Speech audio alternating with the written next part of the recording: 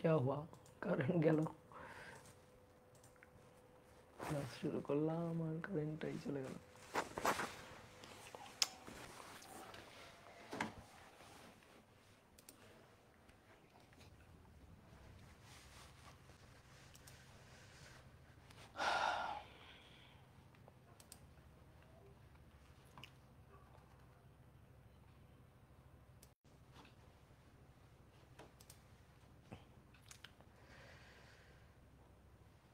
রিফাত আহমেদ বলছে ভিডিও দেখা যাচ্ছে না মোবাইলটা একটু ঝাঁকুনি দাও মোবাইলটা ঝাঁকুনি দিলে দেখবা ভিডিও দেখা যাবে একেবারে ফকফকা ক্লিয়ার দেখা যাবে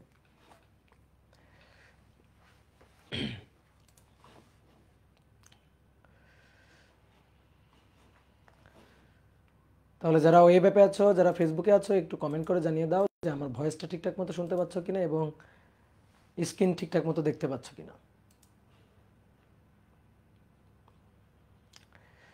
ফরহাদ আহমেদ চৌধুরী বলছে দাদা কি খবর খবর কয়টার খবর শুনবা বলো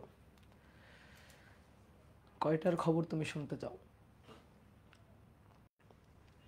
ভাই এই অধ্যায়টা কি খুব কঠিন এই অধ্যায়টা খুব সহজ এই অধ্যায়টা সবচেয়ে সহজ ফার্স্ট পার্টের সবচেয়ে সহজ চ্যাপ্টারগুলোর মধ্যে একটা চ্যাপ্টার এটা দাদা কেমন আছেন দাদা খুব ভালো আছে শুভ দাস অল ক্লিয়ার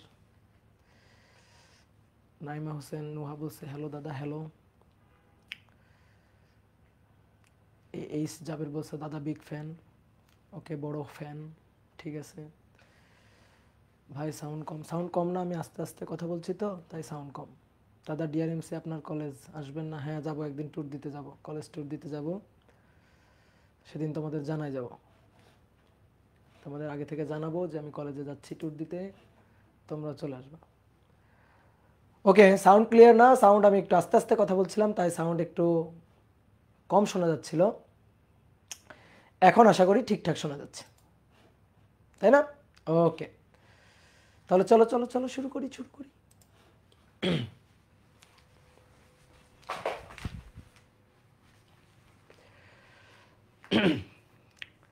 সবাইকে শুভেচ্ছা জানাচ্ছি নিউটনিয়ান বলবিদ্যা অধ্যায়ের দ্বিতীয় ক্লাসে আমরা নিউটনিয়ান বলবিদ্যা অধ্যায়ের অলরেডি একটা ক্লাস করে ফেলছি এবং বেশ বড় একটা ক্লাস করে ফেলছি আমরা গত ক্লাসে নিউটনের সূত্রগুলো শিখছি এবং সেই সূত্রগুলো রিলেটেড ম্যাথ প্রবলেমও আমরা শুরু করছিলাম তারপরে তোমাদের অনেক পড়াই ফেলার কারণে তোমাদের ধৈর্যের বাঁধ ভেঙে যাওয়ার কারণে তোমাদের মাথার তার ছেড়ে যাওয়ার কারণে তাড়াতাড়ি ছুটি দিয়ে দিছিলাম তাই তো তো চলো আজকে আমরা আবার কয়েকটা ম্যাথ প্রবলেম আগে শুরু করি তারপরে দেন আমরা নিউটনের দ্বিতীয় সূত্র নিয়ে একটু কাটাছেঁড়া করব তারপরে নিউটনের দ্বিতীয় সূত্র থেকে যদি আরও কোনো সূত্র পাওয়া যায় সেইগুলা দিয়ে আমরা পরবর্তীতে আরও কয়েকটা ম্যাথ প্রবলেম সলভ করব তো আজকের ক্লাসে আমরা প্রথমে ম্যাথ প্রবলেম দিয়ে শুরু করব তো আশা করি সবাই ভালো আছো সবাই সুস্থ আছো ঠিক আছে আমরা শুরু করে দিই তাই তো তাহলে আমরা নিউটনিয়ান মেকানিক্সের দ্বিতীয় ক্লাস আজকে করব নিউটনিয়ান বলবিদ্যা দ্বিতীয় ক্লাস খুবই ইম্পর্টেন্ট একটা চ্যাপ্টার প্রথম পত্রে ভেক্টরের পর সবচেয়ে গুরুত্বপূর্ণ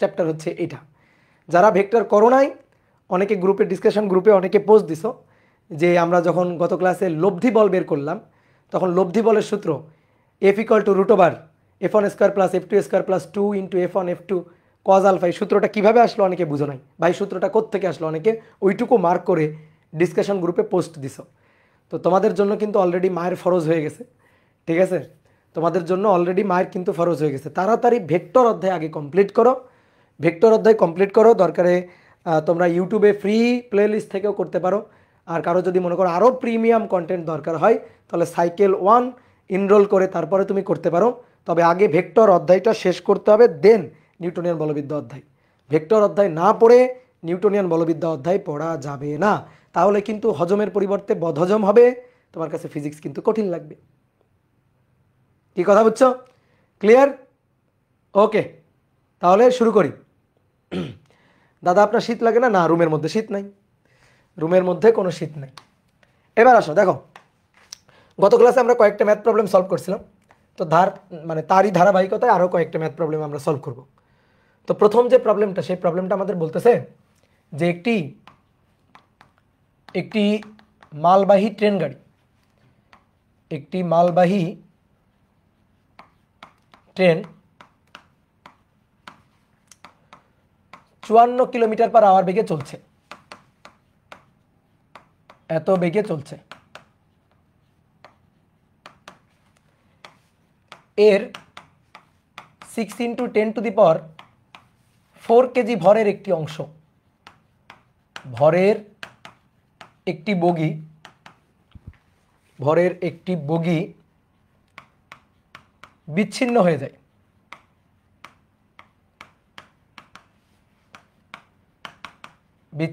যায়। ইঞ্জিন থেকে ধরো বগিটা বিচ্ছিন্ন হয়ে গেছে এবং বিচ্ছিন্ন বগিটি 3 মিনিট পর স্থির অবস্থায় আসে। বিচ্ছিন্ন বগিটি 3 মিনিট পর স্থির হয়। তা আমাদের প্রশ্ন করছে দুটো প্রশ্ন, যে প্রথম কোশ্চেনটা হচ্ছে, 1 নম্বর কোশ্চেনটা হচ্ছে বিচ্ছিন্ন অংশের উপর প্রযুক্ত বল, বিচ্ছিন্ন অংশের উপর প্রযুক্ত বল, এবং 2 নম্বর কোশ্চেনটা হচ্ছে বিচ্ছিন্ন অংশ থামার মুহূর্তে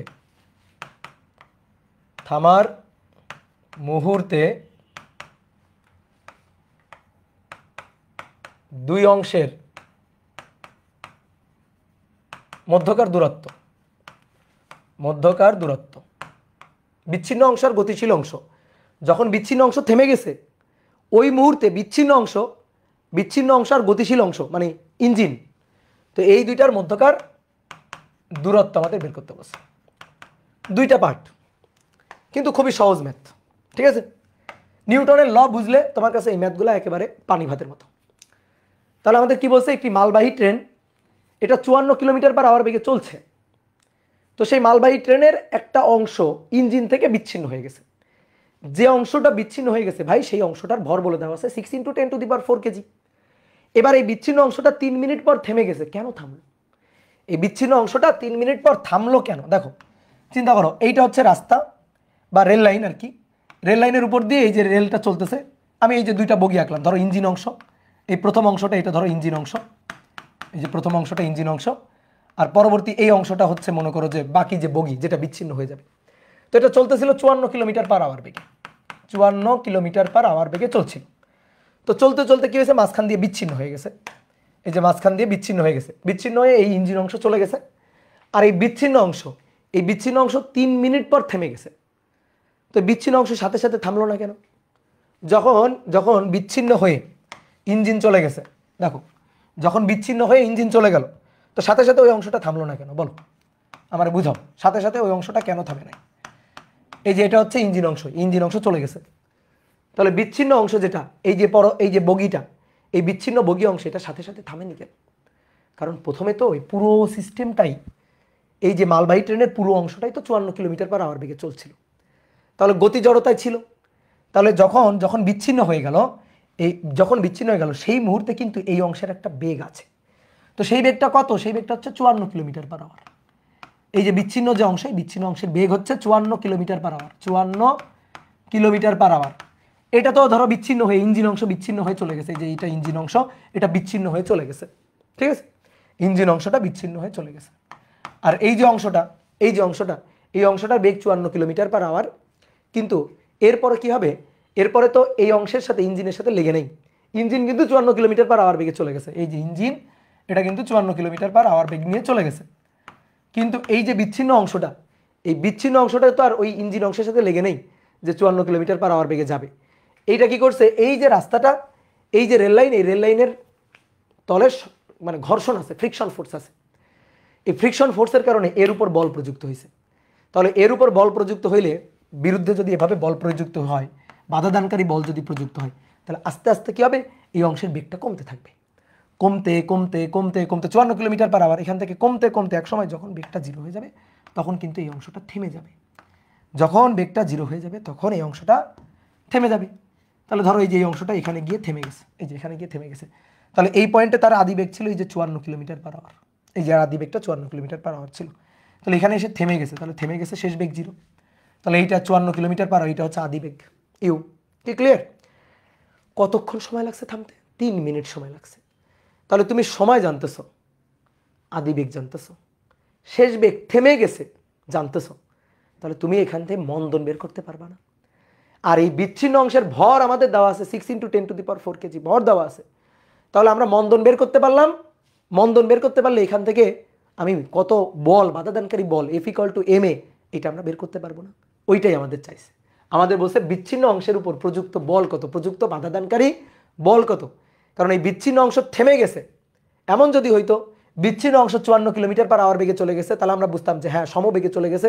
এর উপর কোনো ধরনের কোনো বাহ্যিক বল প্রযুক্ত হয় নাই, কোনো ফ্রিকশন কাজ করে নাই, কোনো বাধাদানকারী বল এর উপর প্রযুক্ত হয় নাই। কিন্তু কি ঘটনা ঘটতেছে? 3 মিনিট পর থেমে গেছে। তাহলে অবশ্যই রাস্তায় একটা বাধাদানকারী বল আছে, অবশ্যই ফ্রিকশন আছে। সেই ফ্রিকশন ফোর্সের মানটা আমাদের বের করতে বলছে। কি ক্লিয়ার? বাধাদানকারী বলের মানটা বের করতে বলছে।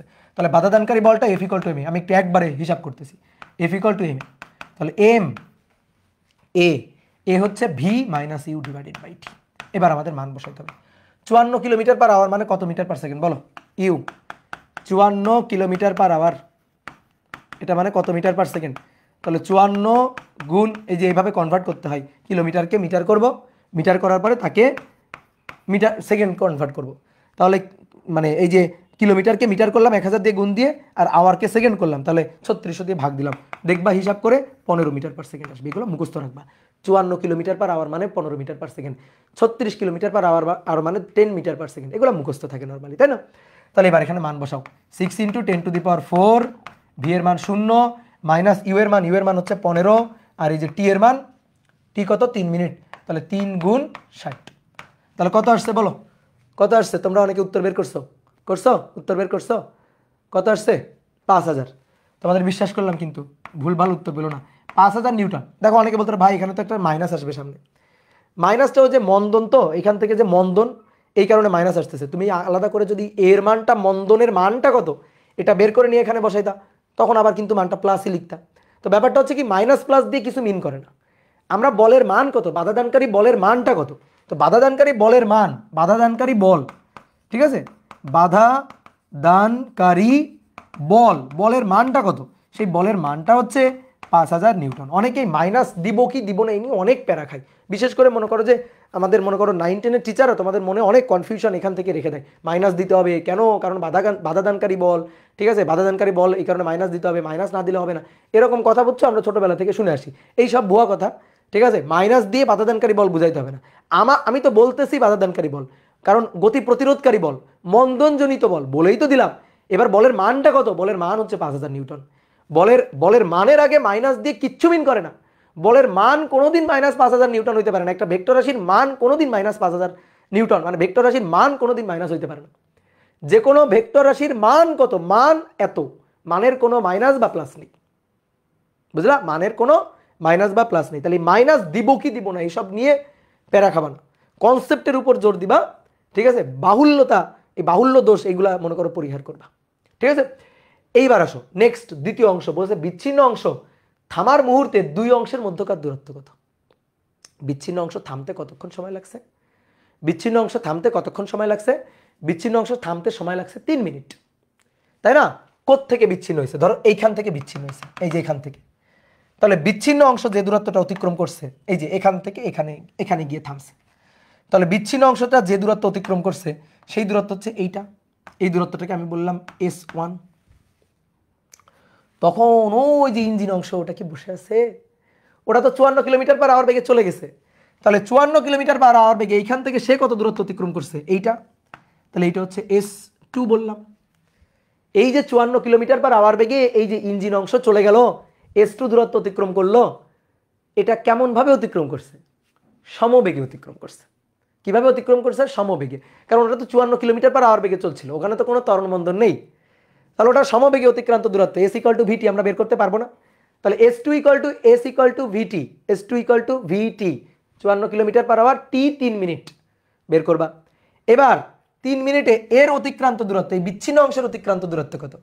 তাহলে এর জন্য S বের করবা, কিন্তু এটা তো মন্দনের কারণে অতিক্রান্ত দূরত্ব, তাহলে S1 = হবে UT - ½ AT², বুঝলা?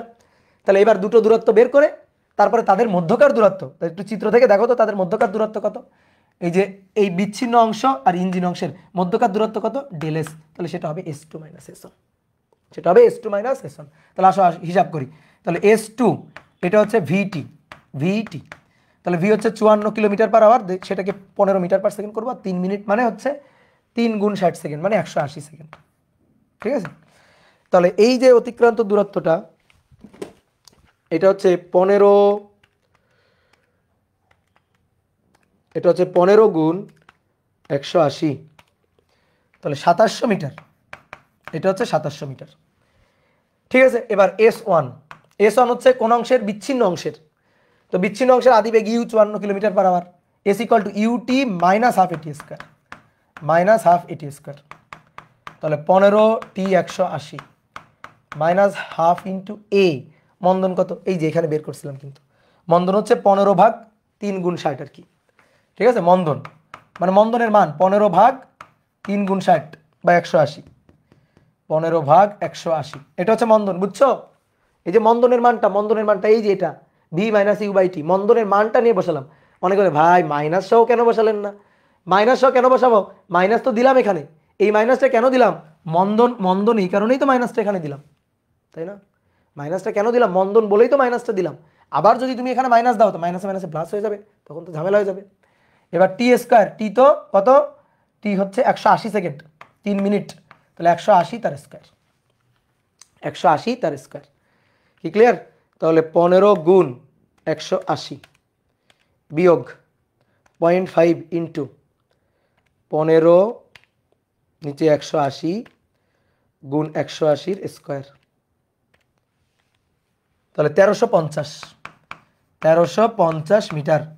তাহলে ডেল এস হবে S2 - S1, তাহলে 2700 বিয়োগ অ্যান্সার, 2700 বিয়োগ অ্যান্সার, তাহলে 1350, এটা হয়েছে 1350 মিটার, কি তাই না। বলো তোমরা কি 4050 কেন বলতেছিলা, অনেকে বলতেছো 4050, এটা কি একজনের দেখা দেখি অনেকে বলতেছো, তাই না। 1350, 4050 কেমন হলো।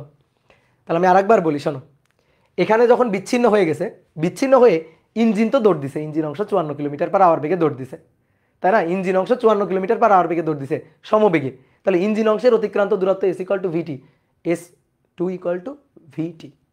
কিন্তু বিচ্ছিন্ন যে অংশ, সেই অংশের আদি বেগ ছিল 54 কিলোমিটার পার আওয়ার। এবার রাস্তার ফ্রিকশন কাজ করতেছে, বাধাদানকারী বল কাজ করতেছে, মন্দন দিচ্ছে, আস্তে আস্তে আস্তে আস্তে আস্তে আস্তে তার বেগটা কমতে থাকবে, কমতে কমতে একসময় থেমে যাবে। তাহলে মন্দনের কারণে সে কতটুকু দূরত্ব অতিক্রম করে তারপরে গিয়ে থামলো, সেটা হচ্ছে S1, বের করে দুটা বিয়োগ করে দিব। বলছে যে এই বিচ্ছিন্ন অংশ যখন থামলো, এই যে এখানে থামলো, যে মুহূর্তে থামলো সেই মুহূর্তে ইঞ্জিন অংশ আর এই বিচ্ছিন্ন অংশের মধ্যকার দূরত্ব ডেল এস এর মান S2 - S1। খুব ইজি, ধাপে ধাপে করবা, চিত্র এঁকে করবা, ম্যাথ হয়ে যাবে। একটা ম্যাথ করার জন্য অবশ্যই একটু চিত্র মাথায় আনবা, দৃশ্য গল্পটা চোখের সামনে ফুটাই তুলবা, দেখবা ম্যাথ পানির মতো সহজ হয়ে যাবে, ঠিক আছে। আশা করি কোনো সমস্যা নাই, কি ক্লিয়ার। ওকে, এবার আসো 2 নম্বর। 2 নম্বর বলা হচ্ছে, এটা সহজ ম্যাথ, এটা তোমরা 9 10 করছো, তো চলো আরেকবার করে ফেলি। 45 কিলোমিটার পার আওয়ার বেগে, এত বেগে চলন্ত একজন গাড়ির চালক, একজন গাড়ি চালক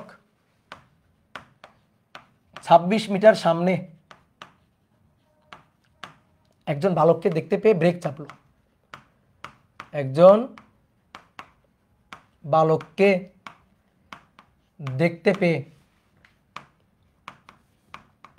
পেয়ে ব্রেক দিল, ফলে বালকের 1 মিটার সামনে গিয়ে থামলো, বালকের 1 মিটার সামনে গিয়ে থামলো, চালক সহ গাড়ির ভর 1000 কেজি, চালক সমেত গাড়ির ভর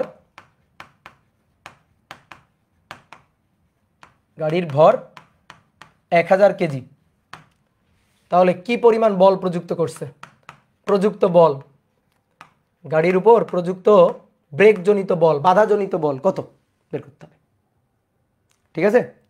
ব্রেকজনিত বল বের করতে হবে। ঠিক আছে, একজন বলছে S1 মাইনাস S2 কেন হবে, আমি এটারই S1 ধরছি আর এটারই S2 ধরছি, তো S2 মাইনাস S1 হবে। 45 কিলোমিটার পার আওয়ার বেগে চলন্ত একজন গাড়ির চালক, সে কি করছে, 26 মিটার দূরে একজন বালককে দেখতে পাইছে। তাহলে আসো, এই যে বালক দাঁড়ানো, এইটা একজন গাড়ি চালক, এই যে গাড়ির চালক, সে 26 মিটার দূরে দেখছে। তাহলে গাড়ি থেকে এই দূরত্বটা 26 মিটার, এই দূরত্বটা 26 মিটার। এবার 26 মিটার দূরে বালককে দেখে ব্রেক চাপ দিছে, সাথে সাথে ব্রেক চাপ দিছে। তো ব্রেক চাপ দিলে কি হবে, গাড়ির বেগটা কমে যাবে না? ব্রেক চাপ দিলে গাড়ির বেগটা কমে যাবে। তাহলে গাড়ির বেগটা কমবে কমবে কমবে কমবে, একসময় গিয়ে থামছে। তাহলে V0 হয়ে গেল। আদি বেগ ছিল হচ্ছে কত, 45 কিলোমিটার পার আওয়ার। এই 45 কিলোমিটার পার আওয়ারকে একজন একটু মিটার পার সেকেন্ড করে দাও তাড়াতাড়ি। 45 কিলোমিটার পার আওয়ারকে মিটার পার সেকেন্ড করে দাও দ্রুত। 12.5, yes good, 12.5 metre per second, good, thank you.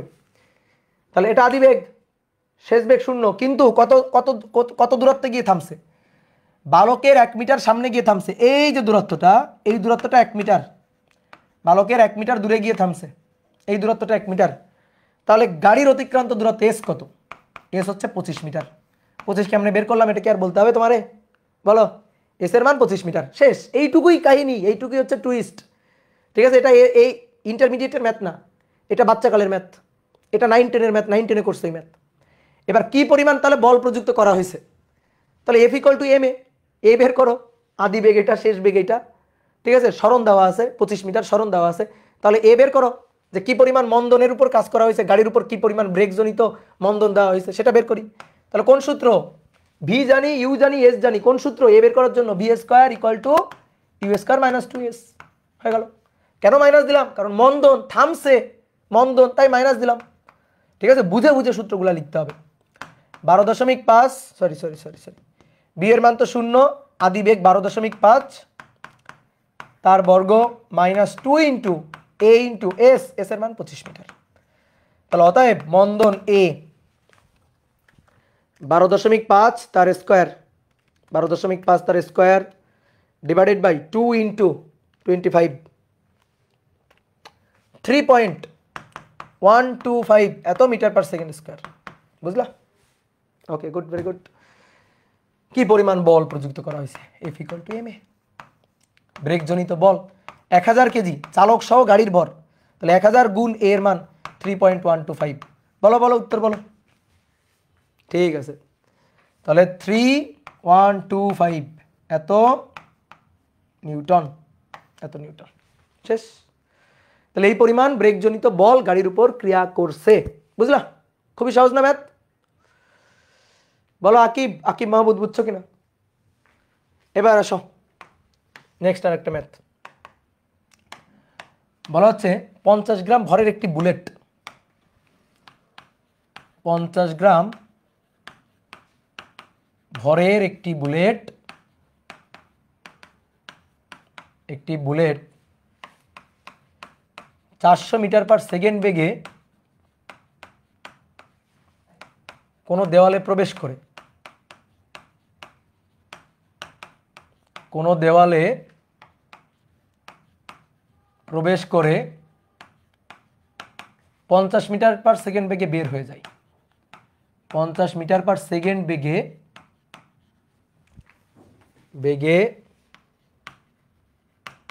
বের হয়ে যায়, 50 মিটার পার সেকেন্ড বেগে বের হয়ে যায়। দেওয়ালের বাধাদানকারী বল, বুলেটের উপর দেওয়ালের বাধাদানকারী বল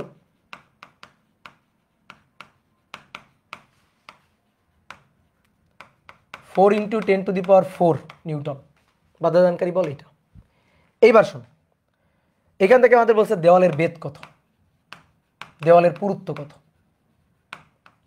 দেওয়ালের বেধ বা পুরুত্ব কত। এরপর আরেকটা অংশ বলছে, এই ম্যাথের সাথে আরেকটা অংশ অ্যাড করে দেওয়া হয়েছে, বলা হচ্ছে অপেক্ষাকৃত কম ভরের আরেকটা বুলেট, অপেক্ষাকৃত কম ভরের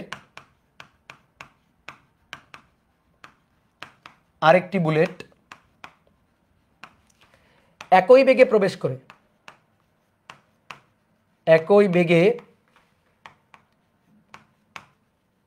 প্রবেশ করে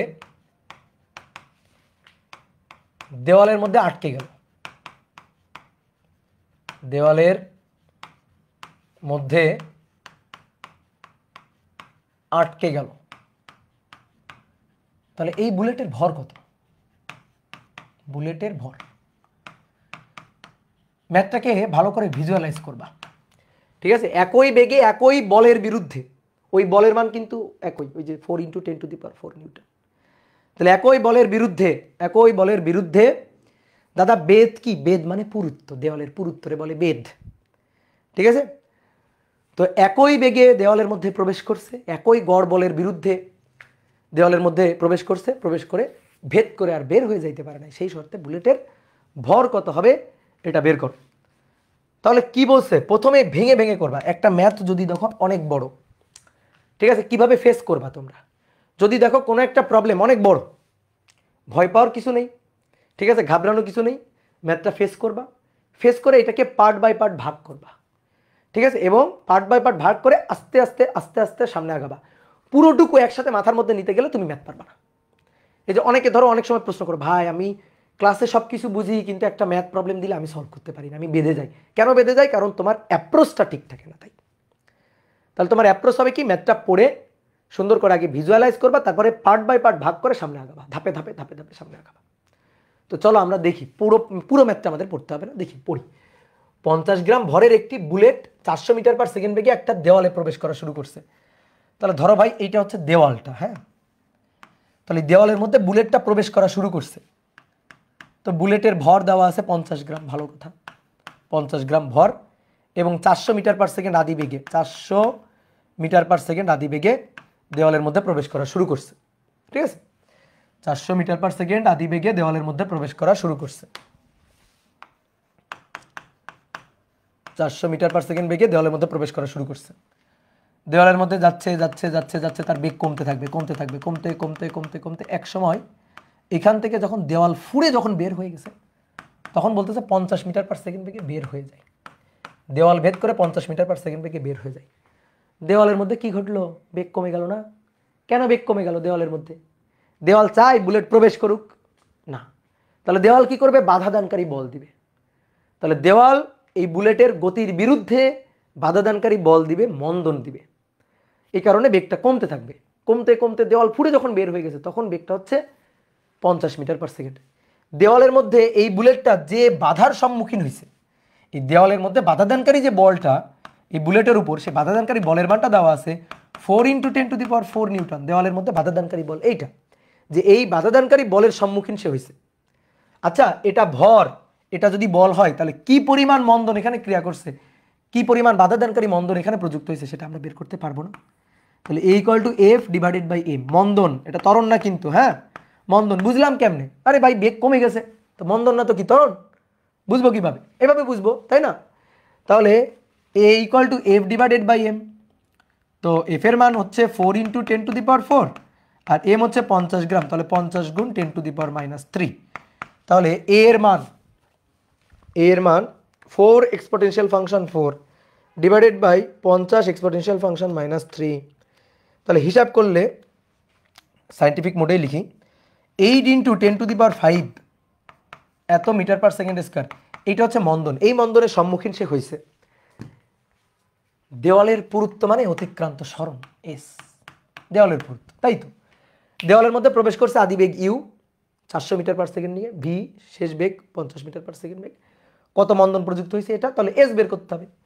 তাহলে এস বের করার জন্য সূত্রটা লিখে ফেলি। তাহলে v² = u² - 2s।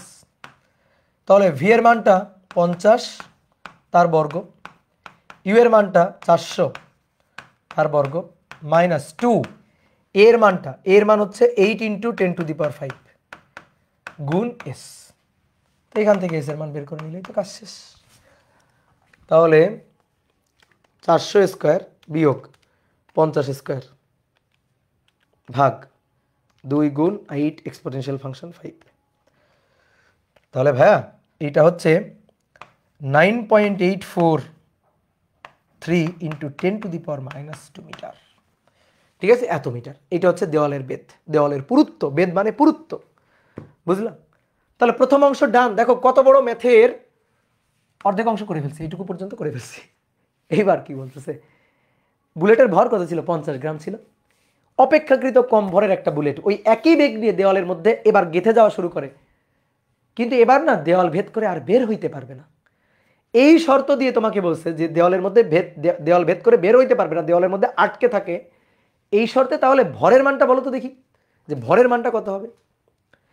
তাহলে আসো এবার আবার একটু ব্যাপারটা নিয়ে একটু ভাবি। দেওয়ালের ওই একই দেওয়াল, তাহলে ভাই একই দেওয়াল হলে পুরুত্ব তো একই, পুরুত্ব তো আর বেড়ে যাচ্ছে না বা কমে যাচ্ছে না, তাই না? এই জায়গাটা বুঝতে হবে ভালো করে। পুরুত্ব তো একই, তাহলে পুরুত্ব তো এইটাই। তাহলে তাড়াতাড়ি আগে পুরুত্বের মানটা লিখে নাও। পুরুত্বের মানটা হচ্ছে 9.843 ইন্টু 10⁻² মিটার, এটা তো পুরুত্ব আছে। এবার অপেক্ষাকৃত কম ভরের বুলেট, বুলেটের ভরটা কমে গেছে, ভালো কথা, যে অন্য একটা ভর আসছে, ধরলাম সেই ভরটাই আমি জানি না কত। তাহলে এখানে ওই একই বেগ নিয়ে গাথা শুরু করে, অর্থাৎ 400 মিটার পার সেকেন্ড বেগে প্রবেশ করা শুরু করছে। তাহলে যাচ্ছে যাচ্ছে যাচ্ছে যাচ্ছে যাচ্ছে যাচ্ছে যাচ্ছে যাচ্ছে, কি কি বলবে এবার? দেওয়াল ভেদ করে বের হইতে পারবে না, আটকে যাবে। এবার দেখো দেওয়ালের মধ্যে আটকে যাবে, কই আটকে যাবে বলছে, প্রশ্ন পড়ো, দেখো কই আটকে যাবে, এটা কিন্তু তুমি জানো না। বলছে দেওয়ালের মধ্যে আটকে যাবে, তো দেওয়ালের মধ্যে দেওয়ালের পুরুত্ব আছে, দেওয়ালের মধ্যে কোথায় আটকে যাবে? দেওয়ালের পুরুত্ব, যে এতটুকু দেওয়ালের পুরুত্ব, এই দেওয়ালের মধ্যে কোন জায়গাটায় গিয়ে আটকে যাবে এটা তো আমি জানি না।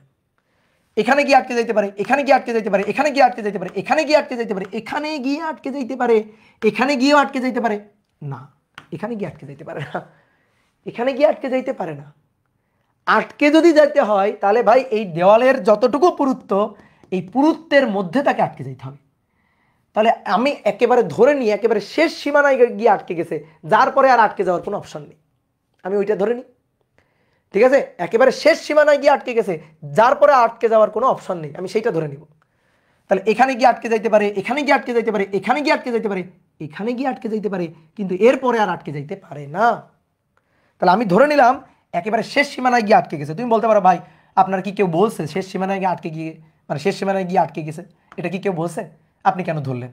আচ্ছা আসো আমরা ধরে তো নিই, ধরলাম একেবারে শেষ সীমানায় গিয়ে আটকে গেছে, কারণ এর পরে তো আর আটকে যাওয়ার অপশন নেই। দেখি একেবারে শেষ সীমানায় আটকে যাওয়ার জন্য তার ভর কি হইতে হবে সেইটা তো আগে দেখি। কি কথা বুঝছো? মাঝেও তো আটকে যেতে পারে, হ্যাঁ অবশ্যই মাঝেও তো আটকে যেতে পারে, তো আমি আগে ধরি, ধরো শেষ সীমানায় গিয়ে আটকে গেছে, দেখি তো এইখানে শেষ সীমানায় আটকে গেলে কি হয়। আদি বেগ, শেষ বেগ, স্মরণ। তাহলে যদি শেষ সীমানায় এখানে গিয়ে আটকে যেতে হয়, তাহলে এবার দেখি তো এবার কি পরিমাণ মন্দনের সম্মুখীন হইতে হবে, কি পরিমাণ মন্দনের সম্মুখীন হইতে হবে, এইটা আগে একটু বের করে নিত। একটু কমন সেন্স খাটায় বলো তো, মন্দন আগের চেয়ে বেশি হবে না কম হবে?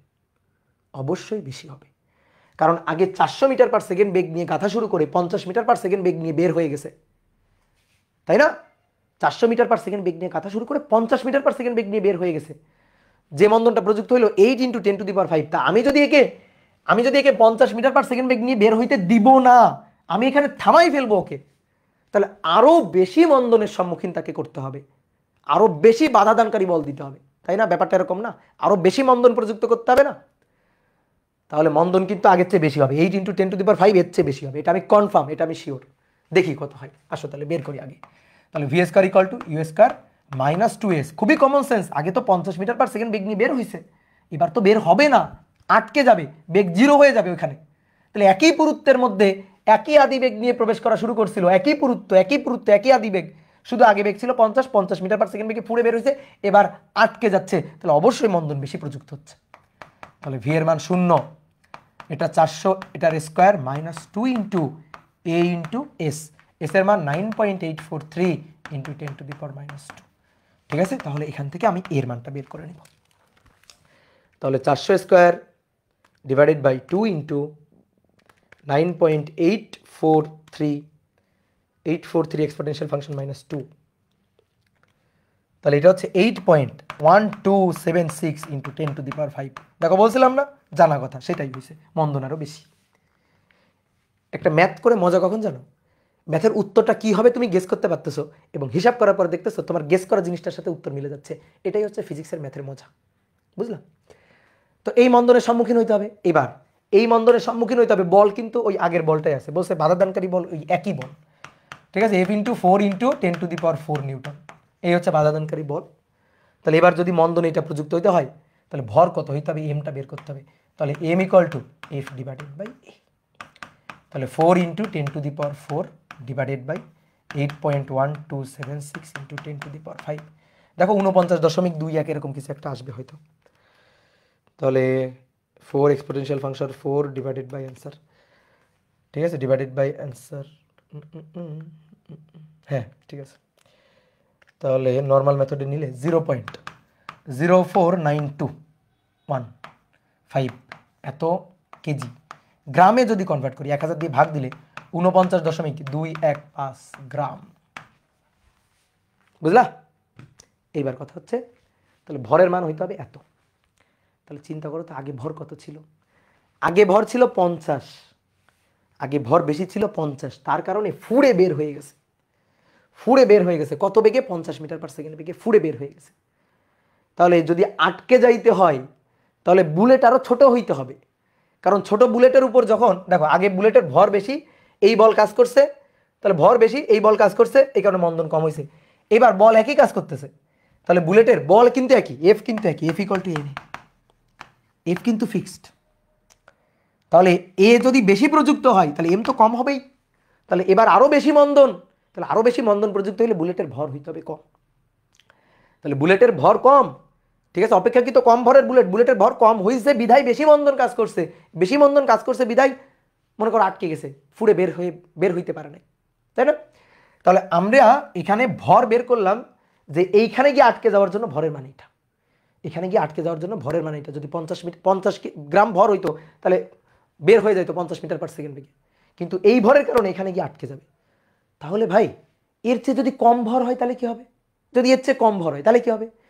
এর চেয়ে যদি একটু কম ভর হয় তাহলে আরো আগে আটকে যাবে। এর চেয়ে যদি আরো একটু কম ভর হয় তাহলে আরো আগে আটকে যাবে।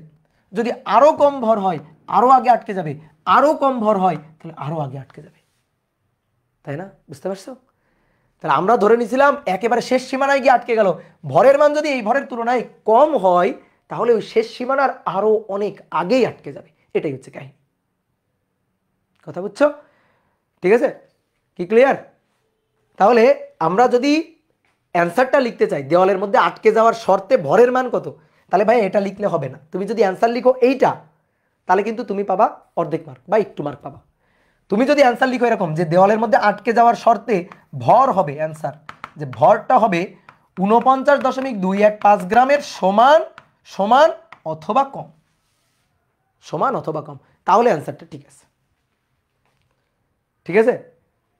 এই শেষ সীমানার আগে আটকে গেলে এই যে এই কারণেই তো ভরের মান তো 49.215 গ্রাম না, এর চেয়ে কম যে কোনো ভরের বুলেটের জন্য দেওয়ালের মধ্যে সেটা আটকে যাবে। এটাই হচ্ছে কাহিনী। কিন্তু ভাই এর চেয়ে বেশি হলে, এর চেয়ে যদি বেশি হয় তাহলে দেওয়াল ফুড়ে বের হয়ে যাবে, দেওয়ালের মধ্যে আর আটকে রাখা যাবে না। তাহলে এটাই হচ্ছে কথা। দাদা এই চ্যাপ্টার করার আগে কি গতিবিদ্যা করে নিতে হবে? এই চ্যাপ্টার করার আগে গতিবিদ্যা করা ফরজ না, করে নিলে ভালো হয়, বাট ভেক্টর ফরজ। ওকে ডান? তাহলে ম্যাথ পানির মতো সহজ। ঠিক আছে, বুঝে বুঝে অ্যাপ্রোচ করতে হবে। ওকে নেক্সট আসো, দেখো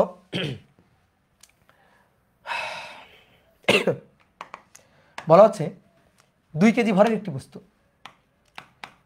2 কেজি ভরের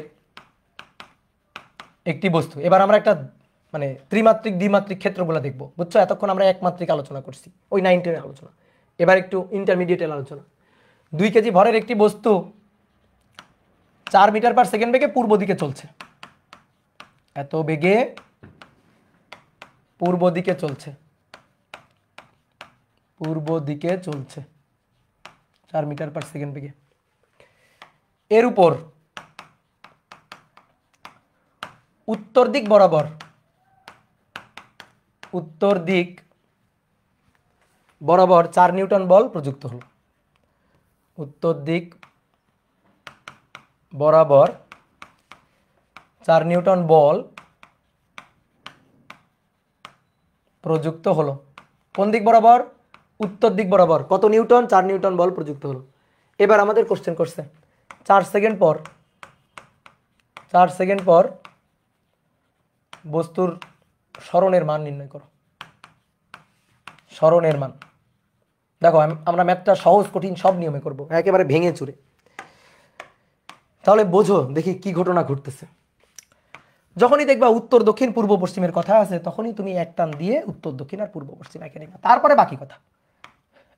উত্তর দিক, দক্ষিণ দিক, এটা যদি পূর্ব হয় তাহলে এটা আমার পশ্চিম দিক। কেউ পূর্ব পশ্চিম কিন্তু তোমার মতো করে নিতে পারো, আমার কোনো আপত্তি নাই, বুঝতে পারছো? ঠিক আছে।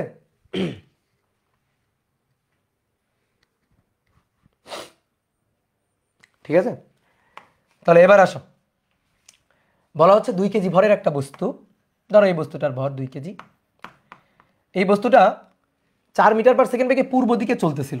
আদিতে তার বেগ ছিল 4 মিটার পার সেকেন্ড বেগে পূর্ব দিকে, এভাবে চলতেছিল। এবার কি করা হয়েছে জানো?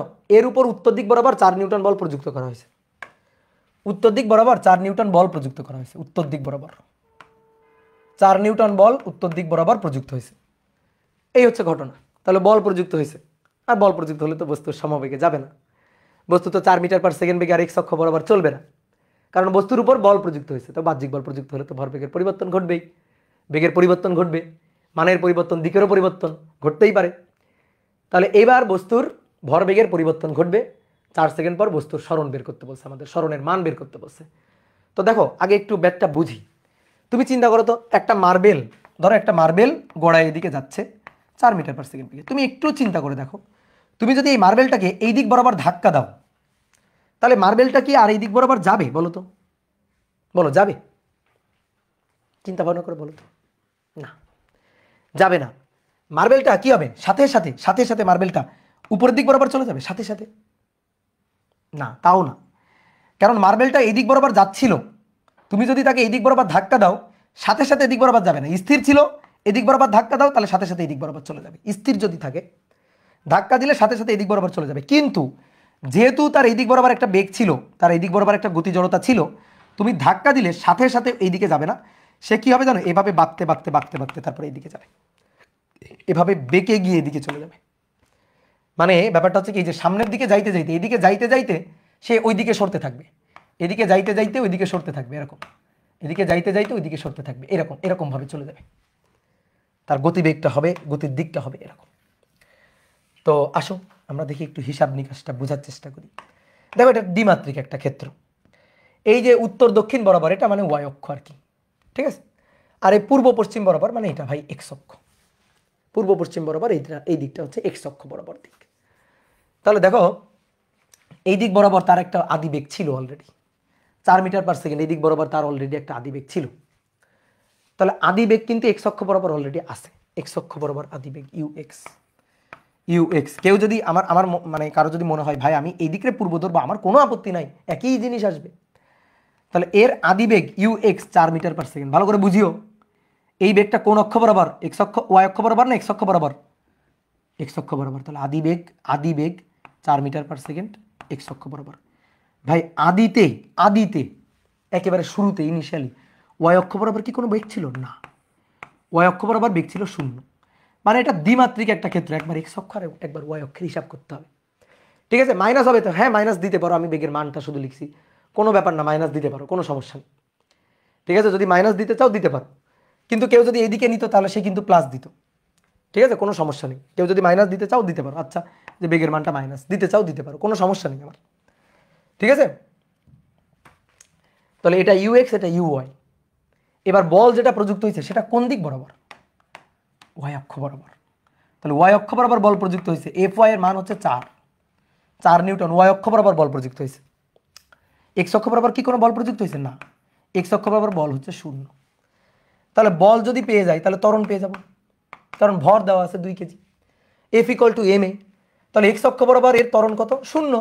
বলই তো নেই এক্স অক্ষ বরাবর, তো এক্স অক্ষ বরাবর ত্বরণ করতে থেকে আসবে 0। ওয়াই অক্ষ বরাবর ত্বরণ কত? ওয়াই অক্ষ বরাবর ত্বরণ আছে বল 4 ভাগ ভর 2। ওয়াই অক্ষ বরাবর বল ভাগ বস্তুর ভর 2, তাহলে 4 ভাগ 2 কত? 2 মিটার পার সেকেন্ড স্কয়ার। এটা হচ্ছে ত্বরণ। ঠিক আছে, এটা হচ্ছে ত্বরণ। আমরা কি বের করতে চাই? সরণ বের করতে চাই, সরণ বের করতে চাই।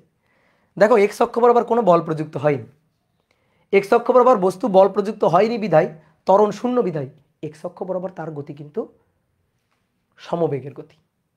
কিন্তু ওয়াই অক্ষ বরাবর বল প্রযুক্ত হয়েছে, ত্বরণ আছে, তাহলে ওয়াই অক্ষ বরাবর কিন্তু বস্তুর গতি সমবেগ না। বস্তু কিন্তু ওয়াই অক্ষ বরাবর 2 মিটার পার সেকেন্ড স্কয়ার ত্বরণ নিয়ে চলছে। তাহলে ভাই এক্স অক্ষ বরাবর তুমি সমবেগের সূত্র খাটাবা, S equal to VT, X equal to VT. আর ওয়াই অক্ষ বরাবর তুমি ত্বরণ নিয়ে সূত্র খাটাবা। ত্বরণ নিয়ে যে সূত্র আমরা কি জানি, ওয়াই ইকুয়াল টু, ওয়াই অক্ষ বরাবর সরণটাকে ওয়াই বললাম, মানে এস, সরণ এস সেটাকে ওয়াই বললাম, তো Y equal to UT plus half AT square, এটাই। তাহলে বস্তু কিন্তু দেখো কি হবে, এই বরাবর যাইতে থাকবে, বস্তু এই বরাবর চলে যাবে। তাহলে বস্তু মনে করো একটু পরে এখানে পৌঁছাইছে, কত সেকেন্ড পরে, ওই যে 4 সেকেন্ড পরে, টি 4 সেকেন্ড।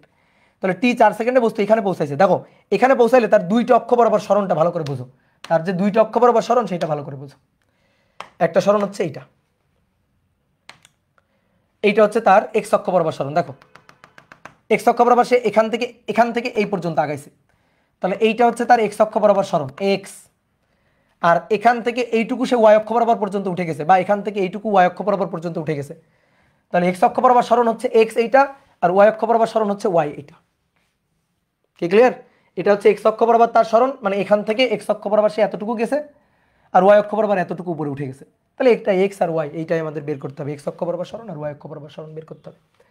তাহলে এক্স অক্ষের হিসাব, তাহলে এক্স অক্ষে তো ভাই সমবেগীয় হিসাব, তাহলে এস ইকুয়াল টু ভিটি বা X equal to UT just UT.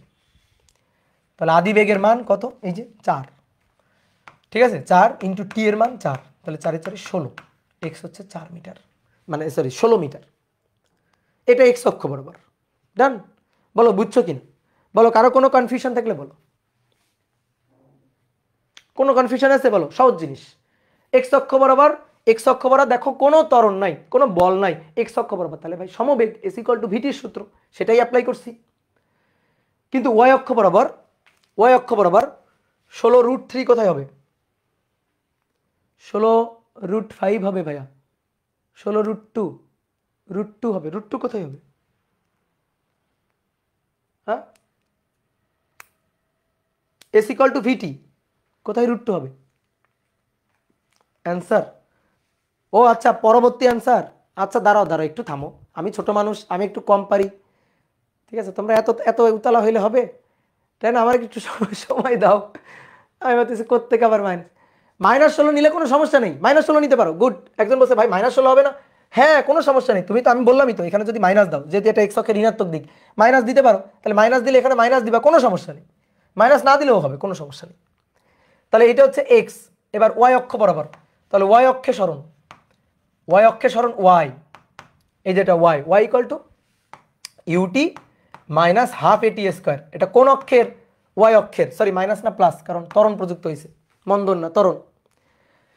তাহলে ওয়াই অক্ষে ইউ এর মান 0, দেখো 0 0 0, ওয়াই অক্ষে আদি বেগ দেখো 0 লিখে রাখছি আমি। হাফ এ হচ্ছে ত্বরণ, এই যে এ ওয়াই, ঠিক আছে, এই যে এটা ইউ ওয়াই, এটা এ ওয়াই, বুঝছো? তাহলে এ ওয়াই এর মান কত 2, তাহলে 2 ইন্টু টি স্কোয়ার 4 স্কোয়ার, তাহলে এই যে 2 2 কাটাকাটি 4 4 16, এটাও 16 মিটার, বাহ সুন্দর। তাহলে সরণ এটা দেখো, চিন্তা করো, এটা 16 মিটার, এটা 16 মিটার, আলটিমেট সরণ কোনটুকু? আদি বিন্দু শেষ বিন্দুর লম্বালম্বী সরল রৈখিক দূরত্ব, আদি বিন্দু ও শেষ বিন্দুর লম্বালম্বী সরল রৈখিক দূরত্ব, এই যে এইটা হচ্ছে সরণ, এইটা হচ্ছে এস, তাহলে এইটুকু হচ্ছে এক্স, এইটুকু হচ্ছে ওয়াই, এইটা হচ্ছে এস, ঠিক আছে। তাহলে S equal to √16 square plus 16 square, তাহলে 16√2 এত মিটার, এইটা হচ্ছে সরণ, বুঝলা? এইবার শোনো, দেখো ভেক্টরের লব্ধি, হ্যাঁ সরণের ভেক্টরের লব্ধি বের করছি, যেটা এক্স আর এটা ওয়াই, তার মানে এইটা এক্স এইটা ওয়াই, লব্ধি সরণটা বের করছি। এইবার শোনো, দেখো এইভাবে তো ম্যাথ করছো ঠিক আছে, কিন্তু দেখো আমি চিত্র না এঁকেও এই ম্যাথটা করে ফেলতে পারতাম, কোনো চিত্র কিচ্ছু আঁকবো না, জাস্ট হিসাব করবো, হিসাব করে ম্যাথটা করে ফেলবো। এর জন্য যেটা লাগবে সেটা হচ্ছে ভেক্টর অধ্যায়ের জ্ঞান লাগবে। আমি ভেক্টর ফরম্যাটে পুরো ম্যাথটা করব। কি দরকার পড়ছে আমার একবার এক্স অক্ষের হিসাব করতে, একবার ওয়াই অক্ষের হিসাব করতে? আমি এটা করতে যাবই না, একবার এক্স অক্ষ একবার ওয়াই অক্ষ, কোনো কিছুই আমি হিসাব করব না, আমি পুরো ভেক্টর ফরম্যাটে একবারে অ্যান্সার বের করে ফেলবো। এটা আমি পারি কিনা? উত্তর হচ্ছে হ্যাঁ আমি পারবো। ঠিক আছে ভাইয়া, ফিজিক্স পারি না, ফিজিক্স পারি না এই কথা বললে মায়ের হবে, ঠিক আছে? এখান থেকে মনে করো যে মনে হয় তোমার পিসি ভেঙে মোবাইল ভেঙে ঢুকে তারপর এভাবে মারবো, ফিজিক্স পারি না। তুমি সাইকেলের কোর্স এনরোল করছো, আবার বলো ফিজিক্স পারি না।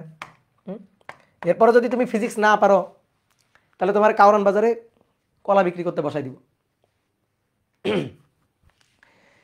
ঠিক আছে, তাহলে এবার আসো দেখো একবারে অর, দেখো ভেক্টর ফরম্যাটে কত ইজিলিতে করা যায়। তুমি আমাকে বলো পুরো আদিবেগ ভেক্টরটা বলো, আদিবেগ ভেক্টরটা একেবারে ভেক্টর ফরম্যাটে বলবা, আদিবেগ ভেক্টর। ঠিক আছে, আদিবেগ ভেক্টর একেবারে ভেক্টর ফরম্যাটে বলবা। তাহলে কি বলা ছিল, একটি বস্তু পূর্ব দিকে 4 মিটার পার সেকেন্ড বেগে চলছে। তাহলে পূর্ব দিককে আমি ধরলাম এক্স অক্ষ। ঠিক আছে, পূর্ব দিককে মানে এটাকে আমরা এক্স অক্ষ বললে এটা মাইনাস এক্স অক্ষ আর কি, এটা মাইনাস এক্স অক্ষ। তাহলে 4 মিটার পার সেকেন্ড। তাহলে দেখো তো U X I cap plus U Y J cap, এটাই তো বেগ ফরম্যাট। তাহলে এটা হচ্ছে এই যে -4 আই ক্যাপ আর ওটা জিরো নাই, এটা হচ্ছে আদিবেগ। এবার আসো বল, তাহলে বলটা উত্তর দিক মানে প্লাস ওয়াই অক্ষ। ওকে, তাহলে এটা হচ্ছে F X I cap plus F Y J cap. তো এক্স অক্ষ বরাবর বল তো প্রযুক্ত করি নাই, এটা 0। তাহলে ওয়াই অক্ষ বরাবর বল প্রযুক্ত করছি, তো ওয়াই অক্ষ বরাবর প্রযুক্ত বল কত, 4 নিউটন। তাহলে 4 জে ক্যাপ এত নিউটন। ডান। তাহলে এটা ইউ এটা এফ, তাহলে এ পাবো না, এ ত্বরণ, তো এফ ডিভাইডেড বাই এম, তাহলে এটাকে ভাগ দাও এম দিয়ে, এটাকে ভাগ দিবা এম দিয়ে, এম কত কেজি, 2 কেজি। তাহলে 4 জে ক্যাপ ডিভাইডেড বাই 2, তাহলে 2 জে ক্যাপ। দেখো আমি তো তাও ভদ্রতার খাতিরে অনেক কিছু লিখতেছি, এখানে আমি লাইন গ্যাপ দিতে পারি, একটা লাইনে একবার গ্যাপ দিয়ে দিব।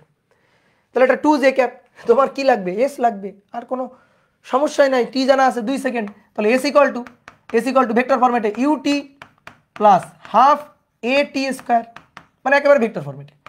তাহলে ইউ এর মান এই যে ইউ, দেখো তো -4 আই ক্যাপ গুণ টি, এর মান কত 4 সেকেন্ড, 4 প্লাস হাফ এ হচ্ছে এটা 2 জে, তাহলে 2 জে ইন্টু টি স্কোয়ার মানে 4 স্কোয়ার। তাহলে আসলে কি পাইলাম, -4 4 16 আই ক্যাপ, আর এখানে কি পাইলাম 2 2 কাটাকাটি, 4 4 16 প্লাস 16 জে ক্যাপ। দেখছো কত সহজ। এবার স্মরণের যদি কেউ তোমার বলে মান বের করো, তাহলে -16 স্কোয়ার মানে 16 স্কোয়ার, তাহলে 16 √2 এত মিটার, হ্যাঁ মিটার তো না, মিটার পার সেকেন্ড না, মিটার। এই তো ডান।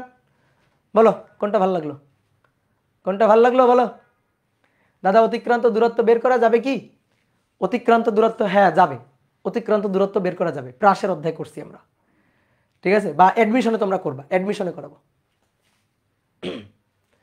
ঠিক আছে, অতিক্রান্ত দূরত্ব মানে এই যে এই পথের দৈর্ঘ্য, এটা বের করা যাবে কিনা, হ্যাঁ যাবে, লাইন ইন্টিগ্রাল করে বের করা যাবে। ঠিক আছে, তো ওটা ছোট মানুষ না, তুমি ছোট মানুষ না, এখন দরকার নেই আপাতত, আরেকটু বড় হও, বড় হলে করবো আমরা। ফিগারে লাইন স্ট্রেট লাইন হলো না কেন, এটা তো প্রাসের গতিপথ হবে, প্রাসের গতিপথের মতো হবে। স্ট্রেট লাইন কেমনে হবে, যাবে আসলে এই পথে যাবে, এই পথে এরকম বেঁকে যাবে, গতিপথটা হবে প্রাসের গতিপথের মতো, একটা পরাবৃত্তের গতিপথ হবে, কিন্তু সরণ হবে এইটা। বুঝতে পারছো, সহজ জিনিস, দেখো ভেক্টর ফরম্যাটে করে ফেলছি, কত মজা। এইবার আসো এই ম্যাথটাই তোমাকে আবার নতুন করে আমি বলতেছি। এই ম্যাথের ক্ষেত্রে গতিপথ কি ধরনের হবে নির্ণয় করো, গতিপথ কেমন হবে, এই ম্যাথটারই 4 নম্বর ম্যাথ, গতিপথ কেমন হবে, গতিপথটা কেমন হবে এটা আমাকে বুঝাই দাও। গতিপথ কেমন হবে মানে উপবৃত্তাকার হবে, সরল রৈখিক হবে, নাকি পরাবৃত্তাকার হবে, নাকি হচ্ছে মানে বৃত্তাকার হবে, মানে বিভিন্ন ধরনের হইতে পারে। তো পথ কেমন হবে,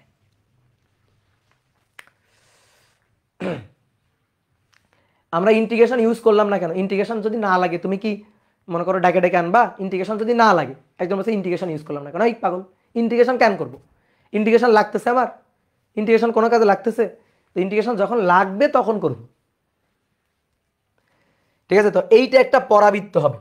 এবার কেমনে পরাবৃত্ত হবে তুমি দেখো, যে এটা পরাবৃত্ত কেমনে হয়। তুমি দেখো তো ব্যাপারটা কি ছিল, এরকম ছিল না যে এই যে বস্তুটা, এই বস্তুটা আদিবেগ নিয়ে যাচ্ছে, এই বস্তুটা এই বরাবর আদিবেগ নিয়ে যাচ্ছে, তাহলে এই বরাবর তার আদিবেগ ইউ এক্স আর কি, এক্স অক্ষ বরাবর আদিবেগ, বল প্রযুক্ত হয়েছে এই বরাবর, এর উপর ধাক্কা দেওয়া হয়েছে, এই পরিমাণ বল প্রযুক্ত করা হয়েছে ওয়াই অক্ষ বরাবর। তাহলে ওয়াই অক্ষ বরাবর বল প্রযুক্ত করা হলে এই বস্তুটা এইভাবে যাবে। ঠিক আছে, এদিক দিয়ে আসবে না আর কি, উল্টাকে বলছি, এইভাবে চলে যাবে। ঠিক আছে, বস্তুটা এরকম ভাবে চলে যাবে, বস্তুটার গতিপথটা হবে এরকম, একটা পরাবৃত্তের গতিপথ। পরাবৃত্তটা আসলে পুরাটাও দেখতে এরকম। তা আমি শুধু ওয়ান সাইড আঁকতেছি, যেহেতু এই সাইড আঁকা হয়েছে, তাহলে এই সাইডটা আঁকতেছি, এই সাইডটাকে নাই করে দিলাম, তাহলে গতিপথটা হবে এই। তো তাহলে গতিপথটা পরাবৃত্ত যে হবে সেটা আমরা বের করব। দেখো গতিপথ বা সঞ্চারপথের সমীকরণ বের করতে গেলে আমাদের লাগবে এক্স আর ওয়াই। সঞ্চারপথ এটা বের করতে গেলে আমাদের লাগবে এক্স আর ওয়াই। এই এক্স আর ওয়াই এই দুইটা পেয়ে গেলে আমরা সঞ্চারপথ পেয়ে যাব। তাহলে ধরো বস্তু মনে করো কিছুক্ষণ পর এখানে পৌঁছাইছে, তাহলে ভাই এখানে পৌঁছাইলে এটা এক্স ছিল আর এটা ছিল ওয়াই। একটু আগে আমরা ম্যাথ যা করছি আর কি তাই আবার লিখতেছি, কিন্তু এবার মানগুলো আর বসাবো না। তাহলে এক্স ইকুয়াল টু দেখো তো ইউ এক্স টি না, X equal to U X T, ঠিক আছে, U X T, X equal to U X T, X অক্ষ বরাবর আদিবেগ, তো এটাকে ইউই ধরলাম, ধরো ইউই ধরলাম, এক্স অক্ষ বরাবর আদিবেগ। তাহলে অতএব এক্স ইকুয়াল টু ইউটি। আর ওয়াই ইকুয়াল টু সূত্র কি ছিল?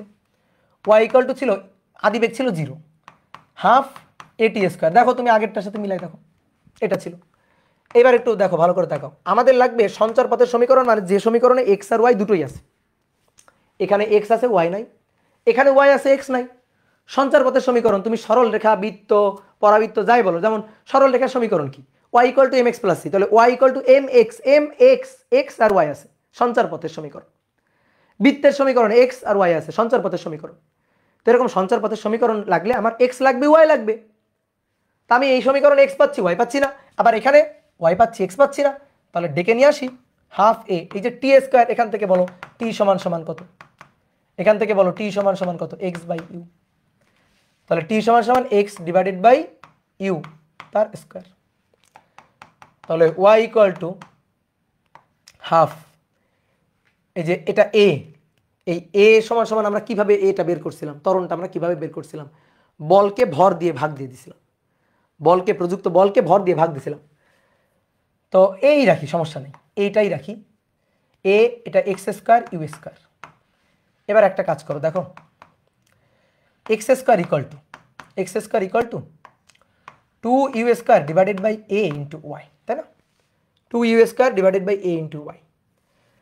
তাহলে এক্স স্কোয়ার, এই যে এই পুরোটুকু ধ্রুবক, ইউ এ এটা কিন্তু ধ্রুবক। তাহলে X square equal to K into Y. X এর পাওয়ার কত 2, ওয়াই এর পাওয়ার কত 1, এই কে হচ্ছে ধ্রুবক আর কি।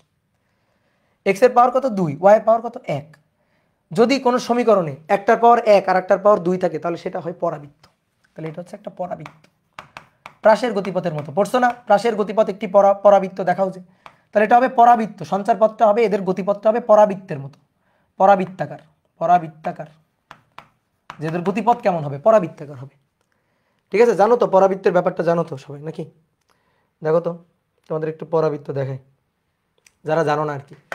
তোমরা কি করবা, ফোনে একটা অ্যাপ নামাই নিবা, ডেসমস গ্রাফ, ঠিক আছে, ডেসমস গ্রাফ। এই অ্যাপটা দেখবা তোমরা ফোনেও নামাইতে পারবা। এই অ্যাপটা দিয়ে যে দুনিয়ার কত কিছু করা যায়, ইভেন আমারও এঁকে ফেলতে পারবা এই অ্যাপটা দিয়ে, আমার ছবিও এঁকে ফেলতে পারবা এই অ্যাপটা দিয়ে। তাহলে দেখো, এই যে আমি তোমাদের একটু পরাবৃত্ত দেখাই, ওয়াই স্কোয়ার এইটা ইকুয়াল টু 4, মানে জাস্ট 4 টোর বসানো লাগবে না, জাস্ট এক্স বসাইলেই হবে, জাস্ট এক্সটা বসাইলেই হবে, এক্স। এই দেখো পরাবৃত্ত, দেখো এই যে পরাবৃত্ত, এই যে এরকম। ভাই সঞ্চারপথ আমরা এরকম পাইনি, আমরা তো পাইছিলাম এরকম পাইছিলাম। তা আমাদের কি ছিল, আমাদের কার পাওয়ার ছিল, কার উপরে পাওয়ার ছিল, এক্স এর উপরে পাওয়ার ছিল আর ওয়াই এর উপরে এক্স ছিল। তা আমরা এখানে তো ওয়াই এর উপর পাওয়ার বসাইছি, আসো এক্স এর উপর পাওয়ার বসাই, X square equal to Y বসাই। এই যে ওয়াই এর পাওয়ার 1, এক্স এর পাওয়ার 2, দেখো এটাকে বন্ধ করে দিলাম। এইবার দেখো, দেখো তো সঞ্চারপথটা মিলছে, পরাবৃত্তের মতো সঞ্চারপথ মিলল, দেখছো পরাবৃত্তের মতো মিলে গেছে। দেখো এইভাবে এখান থেকে বস্তু কি হবে, এই বরাবর দৌড় দিবে, এই বরাবর দৌড় দিবে। যদি তুমি এই পাশে পূর্ব দিক ধরো তাহলে এই দিকে দৌড় দিবে, এই দিক বরাবর দৌড় দিবে। বুঝতে পারলা কি, ক্লিয়ার? আমাদের যে সমীকরণটা ছিল, যেমন আমাদের 2 ইউ স্কোয়ারের মান কত ছিল, দেখো X square equal to 2 U square, 2 U এর মানটা কত ছিল, ইউ এর মান ছিল হচ্ছে 4, তাই না? তাহলে 4 এর বর্গ, আর এর মানটা কত ছিল দেখি, মানগুলা কই এর মান ছিল 2 আর ইউ এর মান ছিল 4, দেখি মানগুলা একটু বসাই। এর মান ছিল 2, 2 কাটাকাটি গেল, 4 4 16, তাহলে X square equal to 16 Y. সমীকরণটা হচ্ছে এরকম, X square equal to 16 Y. দেখো আমি তোমার এখন মান এনে দেখা দিচ্ছি, তোমার একেবারে মান এনে দেখা দেবো। X square equal to 16 Y, 16, ঠিক আছে, X square equal to 16 Y.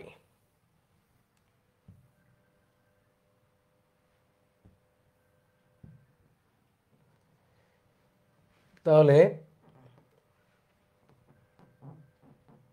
এই যে দেখো 4 সেকেন্ডে এখানে এই যে 16 16 দেখছো দেখছো আমি যে এখানে হাত দিছি দেখো দেখো এই যে 4 সেকেন্ড পর এখানে এই দেখো 16 16 ঠিক আছে 4 সেকেন্ড পর যে এখানে এই যে 16 16 এক্স আর ওয়াই 16 16,16 দেখছো দেখছো দেখছো তাড়াতাড়ি দেখো এই যে 4 সেকেন্ডে 16,16 দেখলা এই যে কিছুই বুঝো না এই পাগল কিছুই বুঝো নাই এই যে 4 সেকেন্ড পর 16,16 এই যে এক্স এ 16 ওয়াই এ 16 ঠিক একইভাবে এদিকেও তাই দেখো 4 সেকেন্ড পর একটা পয়েন্ট আসবে 16 16 দেখো একটা পয়েন্ট আসবে 16 16 এই যে -16 16 দেখো আসছে ঠিক আছে -16 16 দেখো সেটাই আমরা কিন্তু এনে দেখাইছি বুঝলা ওকে ডান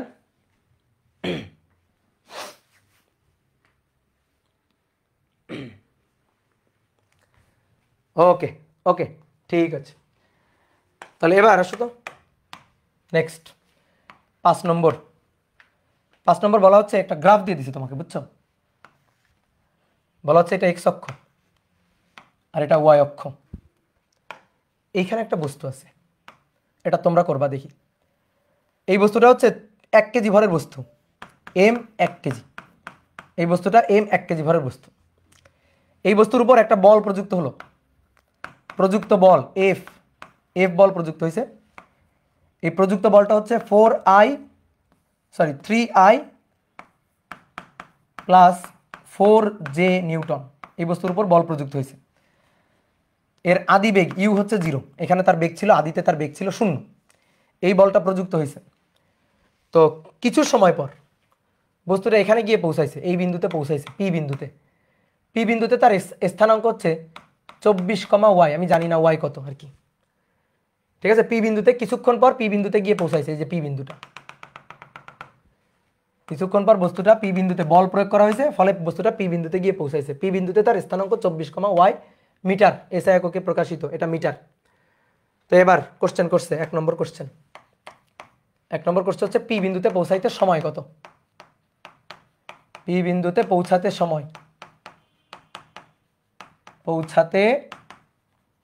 সময় নির্ণয় করো আর 2 নম্বর কোশ্চেন হচ্ছে সরণের মান কত সরণের মান নির্ণয় করো পি বিন্দুতে যে পৌঁছাইলো তো সরণের মান নির্ণয় করো আর 3 নম্বর হচ্ছে পি বিন্দুতে বেগ কত হবে আদি বেগ তো 0 ছিল আদি বেগ কত ছিল 0 ছিল তাহলে বল প্রয়োগ হলে ত্বরণ হবে না তাহলে ত্বরণ হলে তার তো বেগ বাড়বে তো যখন সে পি বিন্দুতে পৌঁছাবে সে পি বিন্দুতে পৌঁছানোর পরে তার বেগটা কত হবে সেটা বের করতে হবে কি ক্লিয়ার এই তো অনেকে অলরেডি উত্তর দিয়ে দিছে 1 নম্বরের উত্তর 4 সেকেন্ড তাহলে সময় হচ্ছে 4 সেকেন্ড গুড ভেরি গুড তাহলে সবাই একটু করো ট্রাই করো নাও নিজেরা ট্রাই করো করে দিলে তো করেই দিলাম সময় 1 মিনিট করো ট্রাই করো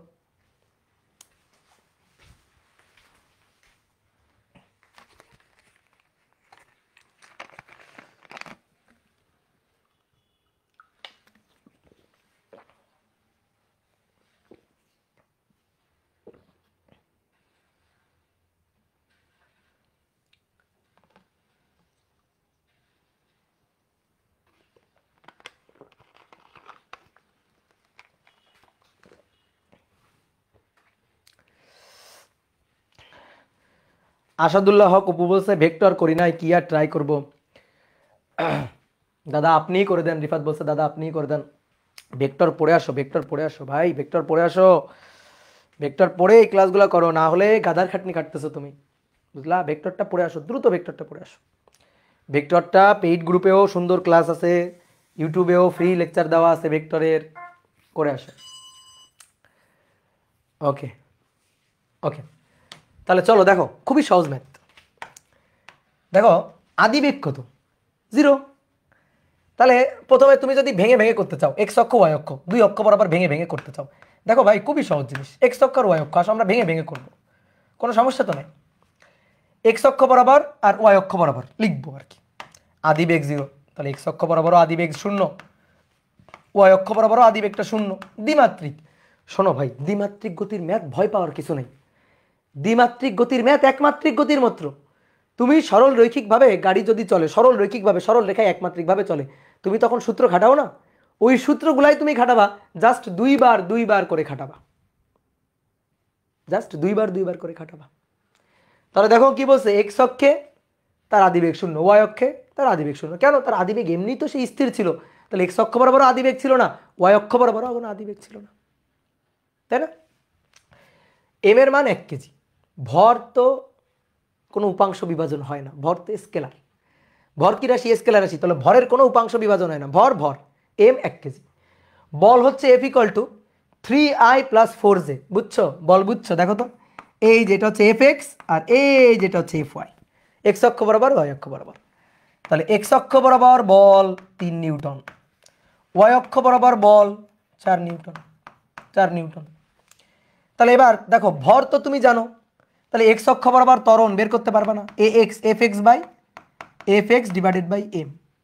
তাহলে 3/1 মানে 3 কেজি, মানে 3/1 1 কেজি, তাহলে 3 metre per second square, 3 metre per second square. ay হচ্ছে Fy / m, তাহলে Fy এর মানটা কত? 4/1, তাহলে 4 মিটার/সেকেন্ড স্কয়ার। ওকে, তাহলে এক্স অক্ষ ওয়াই অক্ষ বরাবর আদিবেগ, ত্বরণ, বল বের করে নিলাম। এবার তুমি দেখো তো ভাই, এটা এক্স অক্ষ বরাবর সরণ এক্স, ওয়াই অক্ষ বরাবর সরণ ওয়াই দেওয়া আছে না, এই যে এখান থেকে এইটুকুই তো এক্স আর এটাই তো ওয়াই, অর্থাৎ বস্তুটা এখান থেকে বল প্রয়োগে এখানে গেছে, তাহলে তার দেখো তার গতিটা একমাত্রিক না দ্বিমাত্রিক। এই যে ওয়াই অক্ষ বরাবর তার সরণ, এটা হচ্ছে এক্স অক্ষ বরাবর তার সরণ, তাহলে গতিটা কয় মাত্রিক? দ্বিমাত্রিক সরণ, দ্বিমাত্রিক গতি, গতিটা দ্বিমাত্রিক গতি, গতিটা দ্বিমাত্রিক গতি। ঠিক আছে, এটা ওয়াই, এটা এক্স, কি ঠিক আছে? তাহলে দেখো এক্স এর মান দেওয়া আছে 24 মিটার, ওয়াই এর মান জানি না কত, বের করতে হবে। তো এইবার আসো, দেখো এই পয়েন্টে যখন পৌঁছাইছে, এক্স 24 মিটার দেওয়া আছে না, দেখো ম্যাথ এখানেই হয়ে যাবে, জাস্ট 2 লাইনের ম্যাথ। এক্স = তাহলে আমরা এটা লিখতে পারি তো, ইউটি + ½ AT² লিখতে পারি তো নাকি? তাহলে এক্স এর মান 24, হ্যাঁ, ইউটি তো 0 + ½ a এর মান 3t²। তাহলে 24 × 2 48, 3 48/3 বা 3 আর 24, তাহলে 8 8 2 16, তাহলে অতএব t√16, তার মানে 4 সেকেন্ড। তাহলে বলো পি বিন্দুতে পৌঁছাইতে কত সময় লাগছে? এই যে 4 সেকেন্ড সময় লাগছে পি বিন্দুতে পৌঁছাইতে। তাহলে পি বিন্দুতে পৌঁছানোর সময় বের হয়ে গেল। এবার বলো তো পি বিন্দুতে পৌঁছাইতে 4 সেকেন্ড সময় লাগছে, এটা এক্স অক্ষ বরাবর ওয়াই অক্ষ বরাবর আলাদা আলাদা করে 4 সেকেন্ড, আলাদা আলাদা করে একটা এক্স অক্ষ বরাবর 4 সেকেন্ড, ওয়াই অক্ষ বরাবর 10 সেকেন্ড, এরকম না। সময়ের কোনো উপাংশ হয় না, সময় স্কেলার রাশি, ভর স্কেলার রাশি। ঠিক আছে, এমডি ফাহিম হাসান বলছে ভাই বুঝি নাই। এই পাগল, বুঝবা না কেন? এক্স অক্ষ ওয়াই অক্ষ দুই অক্ষ বরাবর হিসাব করতেছি, আদিবেগ 0 আছে না? এই বলো আদিবেগ 0 হলে এক্স অক্ষ বরাবর আদিবেগ কত? 0। ওয়াই অক্ষ বরাবর আদিবেগ কত? 0।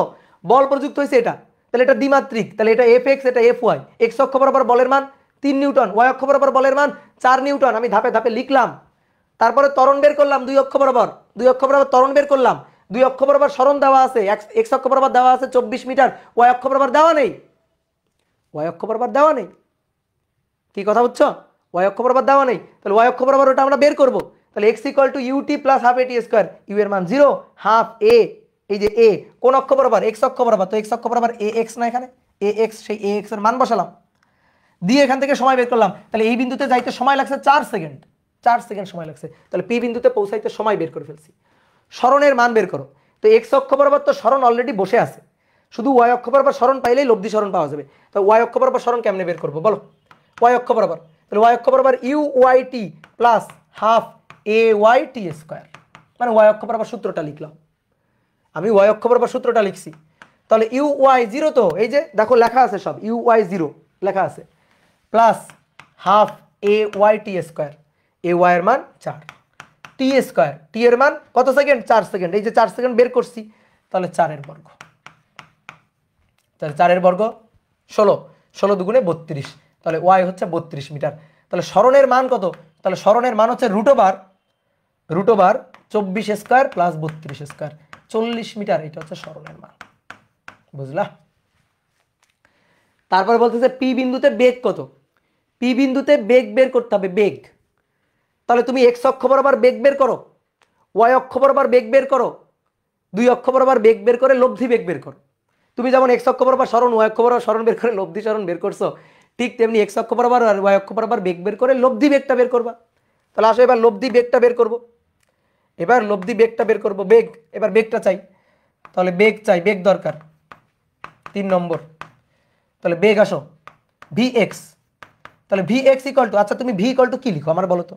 ভি ইকুয়াল টু বেগ বের করার জন্য ত্বরণ প্রযুক্ত হইলে, বল প্রযুক্ত হইলে ভি ইকুয়াল টু কি লিখো? ইউ প্লাস এটি লিখো। তাহলে ঘাবড়ানোর তো কিছু নেই, এটা এক্স অক্ষ বরাবর, তাহলে ইউ এক্স এ এক্স মানে 2 বার করবা, ম্যাথটা করবা 2 বার, আর কিচ্ছু না। ঠিক আছে, এরপর যদি কেউ না পারো তাহলে একেবারে মনে করো কাউরান বাজার বসাই দিব। কিন্তু ইউ এক্স এর মান 0, এ এক্স এর মান কত 3, আর টি এর মান কত 4। তাহলে 3 4 12 মিটার পার সেকেন্ড। এটা এক্স অক্ষ বরাবর তার শেষ বেগ, পি বিন্দুতে যখন পৌঁছাইছে এক্স অক্ষ বরাবর তার বেগ এটা। দেখি তো ওয়াই অক্ষ বরাবর বেগ কত? তাহলে ওয়াই অক্ষ বরাবর বেগ ভি ওয়াই, এটা equal to U Y plus A Y টি।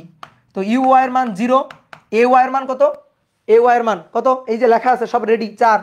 আর টি কতক্ষণ? 4 সেকেন্ড পরে। তো 4 4 16, তাহলে 16 মিটার পার সেকেন্ড। এটা ওয়াই অক্ষ বরাবর। তাহলে লব্ধি বেগ কত? এটা ভি এক্স, এটা ভি ওয়াই। লব্ধি বেগ ভি কত? ভি হচ্ছে √12 স্কয়ার প্লাস 16 স্কয়ার। তাহলে 12 স্কয়ার প্লাস 16 স্কয়ার করলে কত হয়? 20, এস 20 মিটার পার সেকেন্ড। এই হচ্ছে লব্ধি বেগের মান। শেষ। এই ম্যাথটা আমি অনেক ভেঙে চুরে করছি, অনেক ভেঙে চুরে করছি।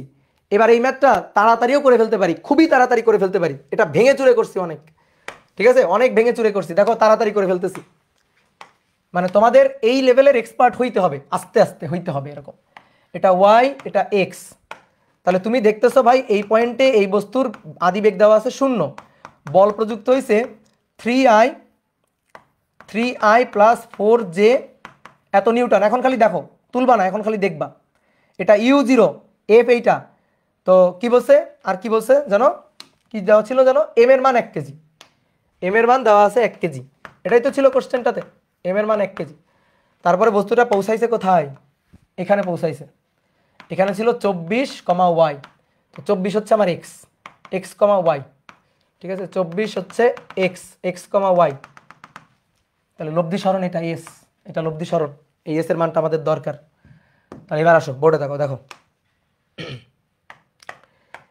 এক্স ইকুয়াল টু এই যে X equal to U X T plus half A X T square. তাহলে দ্রুত যদি আমি টাইমটা বের করে নিতে পারি, এক্স এর মান কত? 24। আদিবেগ এমনি 0, তো তার এক্স অক্ষ, ওয়াই অক্ষ, সব অক্ষ বরাবর, দুনিয়ার সব অক্ষ বরাবর আদিবেগ 0। ত্বরণ লাগবে এই যে half A X T square. দেখো এটা বল, এটা ভর। তাহলে ত্বরণ বের করবো, কোনো ব্যাপার না, একবারে বের করবো, একবারেই বের করবো, একেবারে ভেক্টর ফরম্যাটে, এফ ডিভাইডেড বাই এম। তাহলে 3i plus 4j divided by M, 1 KG, ভাগ দিয়ে দাও। তাহলে 3 ভাগ 1 3, তাহলে 3i, 4 ভাগ 1 4, তাহলে 4j এত মিটার পার সেকেন্ড। এইটা হচ্ছে ত্বরণের মান, এত মিটার পার সেকেন্ড স্কয়ার, এটা ত্বরণ। তো এই দেখো তো, এইটা এক্স অক্ষ বরাবর ত্বরণ, আর এটা ওয়াই অক্ষ বরাবর ত্বরণ। তা আমার ওখানে লাগবে এক্স অক্ষ বরাবর ত্বরণ। তো এক্স অক্ষ বরাবর ত্বরণ 3, তাহলে হাফ, এটা 3t স্কয়ার। তাহলে এবার দেখো এখান থেকে এই যে টি এর মান 3 8 24, 8 2 16, তাহলে টি এর মান 4 সেকেন্ড। চট করে টি এর মানটা বের করে ফেললাম।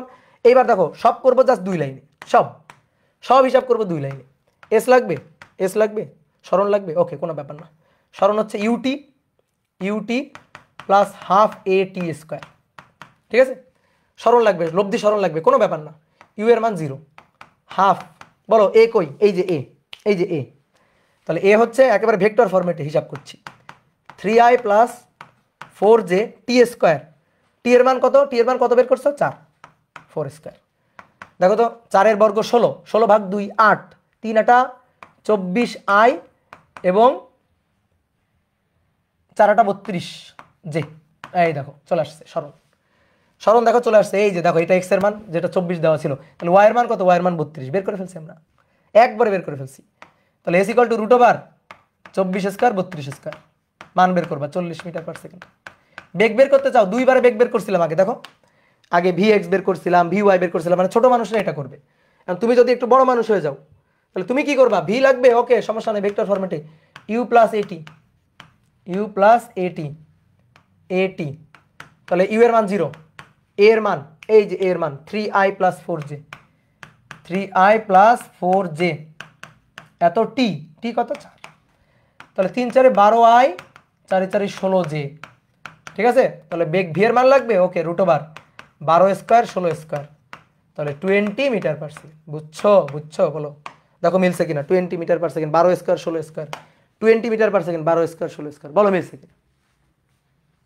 ঠিক আছে, কোণ দিতে হবে না, কোথায় তুমি কোণ দিবা, আমি তো ভেক্টর ফরম্যাটে লিখছি, কোথায় কোণ দিব। আই যে কে দিয়ে প্রকাশ করি কি আমি কোণ দিয়ে হিসাব করার জন্য, আয়ত একক ভেক্টর দিয়ে হিসাব করি কি আমি কোণ দিয়ে হিসাব করার জন্য না। বুঝতে পারছো, ভেক্টর ফরম্যাটে করছি আর ভেঙে চুরে একেবারে ছোট মানুষরা যেভাবে বুঝে সেভাবে করে দিছি। তাহলে বলো বোঝা যাবে কিনা।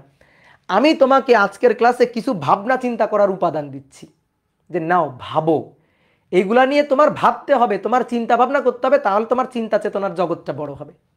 এগুলা নিজে নিজে বুঝে বুঝে করতে হবে। একটা ম্যাথ তুমি নিজে বুঝে করার যে আনন্দ, নিজে বুঝে করার যে মজা, এটার সাথে দুনিয়ার কোনো কিছুকে কম্পেয়ার করতে পারবে না। ঠিক আছে, আমি তোমাকে হাজার বুঝাই দিলাম, তুমি খুব ভালো বুঝে গেছো, চমৎকার বুঝে গেছো। এটার তুলনায় যখন তুমি নিজে নিজে একটা প্রবলেম সলভ করবা, সলভ করে নিজে প্রবলেম সলভ করে নিজে মিলাই ফেলবা, তখন দেবা অন্য লেভেলের মজা পাবা। ঠিক আছে, অবশ্যই বুঝে কোনো একটা জিনিস যখন আমি বুঝাই দিব তুমি মজা পাবা, ঠিক আছে, কিন্তু যখন নিজে বুঝবা তার চেয়ে কয়েক গুণ বেশি মজা পাবা, এবং ওই জিনিসটা বেশিক্ষণ তোমার মাথার মধ্যে থাকবে। তা আমি তোমার আজকের ক্লাসে ভাবনা চিন্তা করার রাস্তা দেখাই দিচ্ছি, যে দেখো ভেক্টর ফরম্যাটে এভাবে হিসাব করা যায়, এভাবে হিসাব করা যায়, আমি তোমাকে রাস্তাগুলো দেখাই দিচ্ছি। এই রাস্তাগুলোর মধ্যে তোমার এখন হাঁটাচলা করতে হবে, ঠিক আছে, হাঁটাহাঁটি শিখতে হবে। তুমি একটা ম্যাথ এখানে যে ম্যাথটা করা দিলাম, তুমি পরীক্ষার খাতায় এই ম্যাথটা হুবহু কমন পাবা, এর কোনো গ্যারান্টি নেই। কিন্তু তুমি তোমার কনসেপ্ট পরিষ্কার করে রাখো, তোমার চিন্তাটা সুন্দরভাবে ক্লিয়ার করে রাখো, তাহলে তুমি দেখবা এই টাইপের যে ম্যাথ দেওয়া হোক তুমি নিজে করে ফেলতে পারবা। বুঝছো? ঠিক আছে, আর মূল কথা হচ্ছে যা করবা না কেন, আমরা যা এখন পড়বো না কেন, সব পড়তে ভেক্টর অধ্যায়ের বেসিক জ্ঞান লাগবে। তুমি ভেক্টর না পড়ে নিউটনের বলবিদ্যা পড়তে আসছো, তাহলে মনে করো তোমার এখন এখানে থাকার কথা না, তোমার একেবারে পাবনায় গিয়ে পাগলা কারোতে ভর্তি হওয়ার কথা, কারণ তুমি তো একটা পাগলের মতো কাজ করতেছো। তোমার আগে ভেক্টর অধ্যায় পড়তে হবে, ভেক্টর অধ্যায় বুঝতে হবে, বেজ ওইটা ভিত্তি। একটা বিল্ডিং এর দেখবা মাটির নিচে যখন পাইলিং করে বেজ তৈরি করে, ওই বেজ মনে করো ওইটা তৈরি করতে অনেক সময়, যখন মনে করো ফ্লোর গাঁথা হয়ে যায়, দেখবে একটার পর একটা ফ্লোর গাঁথা হয়ে যাচ্ছে, ঢালাই হয়ে যাচ্ছে, বিল্ডিং দেখবা কয়েকদিনের মধ্যে দাঁড়ায় গেছে। কিন্তু ওই বিল্ডিং এর নিচে যেটা দেখা যায় না, মাটির নিচে যে অংশটা আছে, ওই অংশটা তৈরি করতে কিন্তু অনেক খাটাখাটনি, অনেক পরিশ্রম, কারণ ওইটার উপরেই পুরো বিল্ডিং এর ইমারতটা দাঁড়ায় থাকবে। তো তোমার যদি ভিত্তিটা শক্ত না হয়, তুমি হালকার উপর ঝাপসা পড়তে আসিও না। তুমি ভেক্টর অধ্যায়টা আগে পড়ো ভালো করে, যার ভেক্টর অধ্যায় পড়া নেই। এখানে অনেকে কমেন্ট করছো, ভাই ভেক্টর অধ্যায় পড়িনি, ভেক্টর অধ্যায় পড়িনি। ভেক্টর অধ্যায় না পড়লে নিউটনের বলবিদ্যা বুঝবা না, তুমি আত্মার শান্তি পাবা না। হালকার উপর ঝাপসা লাগে, আর 2 দিন পর যখন কৌণিক গতিতে যাব, তখন তো তুমি মনে করো চোখে দেখবা সরষা ফুল। বুঝলা? ঠিক আছে, 40 মিটার হবে, সরি মিটার পার সেকেন্ড লিখে ফেলছি, বুড়া হয়ে গেছি, বুঝছো, বয়স হয়ে গেছে, এখন কি আর করব, ভুল হয়ে গেছে, সরি। ভেক্টর রিভাইজ দিচ্ছে, good, very good, vector revise দিচ্ছ, গুড, ভেরি গুড। ঠিক আছে, এইবার আসো দেখো নিউটনের গতির দ্বিতীয় সূত্র আমরা পড়ছিলাম না গত ক্লাসে, শোনো এবার। নিউটনের গতির এই দ্বিতীয় সূত্রের আমরা আরো কিছু ফরম্যাট দেখব।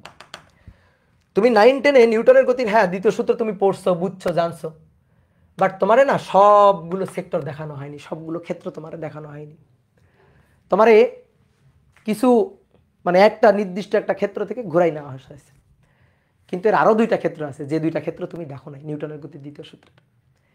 একটা জিনিস আসো, নিউটনের আমরা ভুল ধরবো আজকে, নিউটন সাহেবের ভুল ধরবো, নিউটনের যে গতিসূত্র সেই গতিসূত্রের এখন ভুল ধরবো আমরা।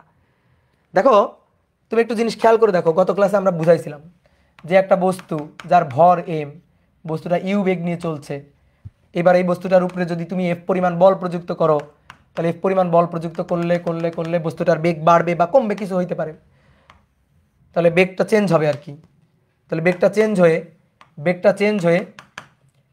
চেঞ্জ হয়ে হলো ভি, তার ভরটা ছিল এম। বলো কিসের পরিবর্তন ঘটলো, দেখি বলো কিসের পরিবর্তন ঘটলো, বলো বলো বলো কিসের পরিবর্তন ঘটলো? বল প্রয়োগে, বেগের, বল প্রয়োগে বেগের। একজন বলছে ভর বেগের, একজন বলছে বেগের, গুড, ভেরি গুড। বলো বল প্রয়োগে কিসের পরিবর্তন ঘটছে? বেগের পরিবর্তন ঘটছে, বেগের। ইউ থেকে ভি হয়েছে, এম কিন্তু চেঞ্জ হয়নি, ভরের কোনো চেঞ্জ হয়েছে? তাহলে এবার আমার কথার একটু গভীরতাটা ধরার চেষ্টা করো। দেখো নিউটন বলছে বস্তুর উপর বাহ্যিক বল ক্রিয়া করলে ভরবেগের পরিবর্তন ঘটে, ভরবেগের পরিবর্তন ঘটে। ভরবেগের পরিবর্তনের হার প্রযুক্ত বলের সমানুপাতিক বা প্রযুক্ত বলের সমান। নিউটন সাহেব এই কথা বলছে যে ভরবেগের পরিবর্তনের হার। আমরা এখানে কি দেখতে পাচ্ছি? বল প্রযুক্ত করলাম, ভরের তো কোনো পরিবর্তন ঘটলো না। পরিবর্তন ঘটলো কার? বেগের। তো নিউটন কেন ভরকে হুদায় জড়াইলো? নিউটন বলছে ভরবেগের পরিবর্তনের হার, এটাই হচ্ছে প্রযুক্ত বল। আমি তো ভরের কোনো পরিবর্তন ঘটতে দেখছি না, আমি এখানে কার পরিবর্তন ঘটতে দেখছি? বেগের পরিবর্তন। এখানে বেগের পরিবর্তন ঘটছে, ভর তো কনস্ট্যান্ট। তাহলে নিউটন এখানে একটা হুদাই একটা মিথ্যা কথা বলছে না? ভর বেগের পরিবর্তন, হ্যাঁ অনেকে বলতে ভাই বেগের পরিবর্তন ঘটলে তো ভর বেগের পরিবর্তন ঘটবে। হ্যাঁ সত্যি কথা, বেগের পরিবর্তন ঘটলে অবশ্যই ভর বেগের পরিবর্তন ঘটবে, কিন্তু আমরা বেগের পরিবর্তন দিয়েই বলতাম, ভরকে জড়াইতাম না। ভরকে কেন এর সাথে জড়াইলাম? তাহলে নিউটন কিন্তু এখানে ভুল করে ফেলছে। তাহলে তুমি এবার মনে করো যে নতুন নিউটন হয়ে যাও, তাহলে তুমি নতুন করে নিউটনের সূত্রের ভুল ধরে ফেলছি আবিষ্কার করে ফেলো। কি তাই কি বলো? তাই কি হবে? তাই না? দেখো তো নিউটন এইখানে ব্যাপারটা কি হচ্ছে যে বল প্রয়োগ করলাম, বল প্রয়োগ করলে বেগের পরিবর্তন ঘটলো, নিউটন বলছে ভরবেগের পরিবর্তন ঘটলো। তাহলে ব্যাপারটা কেমন হয়ে গেল না? অনেকে বলতে পারো ভাই বেগের পরিবর্তন ঘটলে ভরবেগের পরিবর্তন তো ঘটছে। হ্যাঁ অবশ্যই ঘটছে, কিন্তু ভর, নিরীহ ভরকে জড়ানোর কি দরকার ছিল? নিরীহ ভরকে আলাদা করে রাখতাম আমরা। আমরা বেগের পরিবর্তন দিয়ে বলতাম যে ভর মানে বস্তুর উপর বাহ্যিক বল ক্রিয়া করলে বেগের পরিবর্তন ঘটে, আর বেগের পরিবর্তনের হার প্রযুক্ত বলের সমানুপাতিক, এটা আমরা বলতাম। আমরা ভর বেগকে জড়াইতাম না। কি কথা বুঝছো?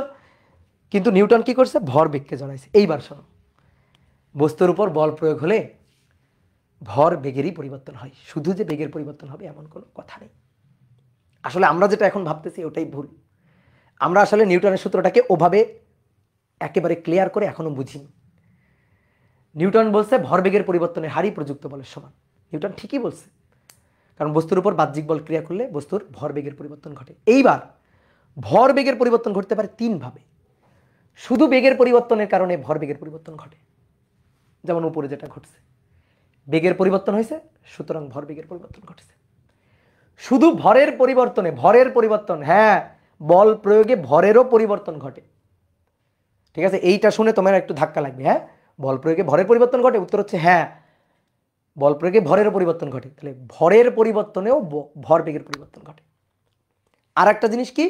আর একটা জিনিস হচ্ছে ভর আর বেগ দুটোরই পরিবর্তনে ভরবেগের পরিবর্তন ঘটে। একজন চলে গেছে মডার্ন ফিজিক্সে, একজন বলছে মডার্ন ফিজিক্স না না না, মডার্ন ফিজিক্সে এখন আসো না, নিউটন মডার্ন ফিজিক্স জানতোই না। ঠিক আছে, মডার্ন ফিজিক্সের হিসাব নিকাশ তো আইনস্টাইন করছে, তাই না? মডার্ন ফিজিক্সের হিসাব নিকাশ তো আইনস্টাইনের হাত ধরেই তো মডার্ন ফিজিক্সের সূচনা। তো নিউটনে হচ্ছে নিউটনীয় বলবিদ্যা, নিউটনীয় বলবিদ্যাতে মডার্ন ফিজিক্স আসবে না। ঠিক আছে, আপাতত আমরা মডার্ন ফিজিক্সে যাব না। তাহলে বাহ্যিক বল প্রয়োগ করলে ভর আর বেগ দুটোরই পরিবর্তন ঘটে, আলটিমেটলি ভরবেগেরই পরিবর্তন ঘটে। ভরের পরিবর্তনে ভরবেগের পরিবর্তন হয়, বেগের পরিবর্তনের কারণে ভরবেগের পরিবর্তন হয়, ভর আর বেগ দুটোর পরিবর্তনের কারণেই ভরবেগের পরিবর্তন ঘটে। তিনটা ঘটনা ঘটতে পারে। আমরা 9-10-এ জাস্ট একটা আলোচনা করছি, শুধু বেগের পরিবর্তনের জন্য ভরবেগের পরিবর্তন যেটা, বেগের পরিবর্তনে ভরবেগের পরিবর্তন যেটা, শুধু সেই ক্ষেত্রটা আলোচনা করছি, বাকি দুইটা আলোচনা করি নাই। এই বাকি দুইটা এখন আমার আলাদা আলোচনা করা লাগবে। ভর কেমনে চেঞ্জ হয়, এটাই তো কথা ভাই। বল প্রয়োগ করলে ভর চেঞ্জ হয়, ইয়েস বল প্রয়োগ করলে ভর চেঞ্জ হয়। এর একটা প্রকৃষ্ট উদাহরণ হচ্ছে রকেট। একটা রকেট যখন উৎক্ষেপণ করা হয়, দেখবা রকেট প্রচন্ড বেগ নিয়ে নিচের দিকে জ্বালানি নির্গমন করে। এই জ্বালানি নির্গমনের যে থার্স্ট ফোর্স, এটা নিয়ে রকেট আস্তে আস্তে উপরের দিকে উঠে যায়। তাহলে রকেটের ক্ষেত্রে এই জ্বালানির ভরের পরিবর্তন ঘটে, নিচের দিকে জ্বালানি ছুড়ে দেয়। দেখবা রকেট যত উপরে যাচ্ছে তত বেশি করে জ্বালানি নিচের দিকে ছুড়ে দিচ্ছে আর কি। তো জ্বালানি ছুটতে ছুটতে দেখবা রকেট আসলে কি, স্যাটেলাইট উৎক্ষেপণের জন্যই তো রকেট। দেখবা রকেট উপরে যায় আর জ্বালানির যে প্রকোষ্ঠ একটা একটা করে প্রকোষ্ঠ খুলে নিচের দিকে ফেলে দেয়। তাহলে এটা হচ্ছে রকেট। কি কথা বুঝছো? তাহলে আসো আমরা এবার এই তিনটা ক্ষেত্র একটু বুঝি। নিউটন সাহেব আমাদের বলছে যে ভরবেগের পরিবর্তনের হারই হচ্ছে প্রযুক্ত বল, অর্থাৎ ডিডিটি অফ পি। ঘটনা সত্য, ডিডিটি অফ পি ভরবেগের পরিবর্তনের হার প্রযুক্ত বল। এবার এর ক্ষেত্র হচ্ছে তিনটা ক্ষেত্র। তাহলে সেই তিনটা ক্ষেত্র নিয়ে আমাদের আলোচনা। কেস ওয়ান সেটা হচ্ছে বেগের পরিবর্তন, ভর কনস্ট্যান্ট, যেটা ওই যে উপরে ঘটছে। বেগের পরিবর্তন ভর এম হচ্ছে কনস্ট্যান্ট, যেটা উপরে ঘটছে। বল প্রয়োগ করছি, ফলে বেগের পরিবর্তন ঘটছে, কিন্তু ভরটা কনস্ট্যান্ট আছে। এই ক্ষেত্রে F equal to D D T of P. তাহলে দেখো একটু ভালো করে বুঝিও, ডিডিটি অফ পি হচ্ছে ভর বেগ mv। এখন আমরা বড় হয়েছি, ডিফারেন্সিয়েশন মেথডে প্রমাণ করব। কে কনস্ট্যান্ট পড়ো, এম কনস্ট্যান্ট। তাহলে সুন্দর করে এম যাবে বাইরে, DV divided by DT. M গেল বাইরে, ডিভি ডিভাইডেড বাই ডিটি। ঠিক আছে, চেনো ডিভি ডিভাইডেড বাই ডিটিকে চেনো? এই ডিভি ডিভাইডেড বাই ডিটি এটা হচ্ছে বেগের পরিবর্তনের হার, দ্যাট মিনস ত্বরণ। তাহলে এম এ, এইটাই আমরা জানতাম গত ক্লাসে, এটাই আমরা প্রমাণ করছি। এটা একটা ক্ষেত্র, বুঝছো? এফ ইকুয়াল টু এম এ, এটা একটা সূত্র। এফ ইকুয়াল টু এম এ, এটা একটা ক্ষেত্র, কিন্তু আরো একটা ক্ষেত্র আছে, আরো দুটো ক্ষেত্র আছে। ঠিক আছে, চেনা লাগে, হ্যাঁ এই তো চেনা লাগে। এবার আসো কেস টু হচ্ছে বেগ কনস্ট্যান্ট, ভি কনস্ট্যান্ট, ভরের পরিবর্তন, এম পরিবর্তন হবে। এটা হয়? উত্তর হচ্ছে হ্যাঁ হয়। তো এটা হয় কিনা? অবশ্যই হয়। চিন্তা করো একটা বেলুনের কথা চিন্তা করো তো। মনে করো একটা বেলুন, রকেট আর বেলুন ওই একই রকম। ধরো একটা বেলুন, এই বেলুনটা ধরো অনেক সময় দেখবা বার্থডে প্রোগ্রামের জন্য ধরো বেলুন ফুলাইছে, ফুলানোর পরে গিট দিতে যাবা, গিট দেওয়ার পরে হঠাৎ করে বেলুনটা হাত ফসকে সরে গেল। তখন দেখবা বেলুনটা সাই করে উপরে উঠে যায়। কেন গেল বেলুনটা উপরে উঠে? অবশ্যই বেলুনের উপর কেউ ধাক্কা দিছে উপরে, না হলে তো উপরে ওঠার কথা না, তাই না? বেলুনের উপর বল প্রযুক্ত হয়েছে, না হলে তো বেলুনটা উপরে ওঠার কথা না। এই বেলুনটা যে উপরের দিকে সাই করে উঠে গেল, তাহলে অবশ্যই বেলুনের উপর বল প্রযুক্ত হয়েছে, না হলে তো উপরে ওঠার কথা না। এবার বেলুনের উপর কেমনে বল প্রযুক্ত হলো? দেখো বেলুনের মধ্যে ছিল বাতাস, এই যে বেলুনের মধ্যে বাতাস ছিল, তাহলে নিচের দিক থেকে বাতাস নির্গত হয়েছে, এভাবে বাতাস নির্গত হয়েছে। বাতাস নির্গমনের এই যে বেগটা, এই বেগটা হচ্ছে ভি। এই ভিটা কনস্ট্যান্ট, একটা নির্দিষ্ট বেগে বাতাস বের হয়ে গেছে। তাহলে ভিটা কনস্ট্যান্ট, নির্দিষ্ট একটা বেগে বাতাস বের হয়ে গেছে, ভিটা কনস্ট্যান্ট। ঠিক আছে, ভিটা কনস্ট্যান্ট, কি বের হয়ে গেছে? বাতাস। তাহলে ভেতরে বাতাসের যে ভর, সেই ভরের পরিবর্তন হয়েছে। তাহলে বলো কোনটা কনস্ট্যান্ট আর কোনটার পরিবর্তন হচ্ছে? ভেতর থেকে বাতাসটা বের হয়ে যাচ্ছে, বাতাস কমে যাচ্ছে, তাহলে কিসের পরিবর্তন হচ্ছে? এম এর পরিবর্তন হচ্ছে। রকেটের ক্ষেত্রেও তাই করা হয়। রকেটের মধ্যে ব্যবহার করা হয় জ্বালানি, গ্যাস ব্যবহার করা হয়। আর রকেট প্রচন্ড বেগ দিয়ে নিচের দিকে জ্বালানি নির্গমন করে, জ্বালানি নিচের দিকে নির্গত করে। তো জ্বালানি নির্গমনের হার, মানে জ্বালানি পুড়তে থাকে, জ্বালানি পোড়ার হার ডিএম বাই ডিটি, ভর পরিবর্তনের হার। ঠিক তেমনি এখান থেকে গ্যাস বের হয়ে যাওয়ার হার ডিএম বাই ডিটি।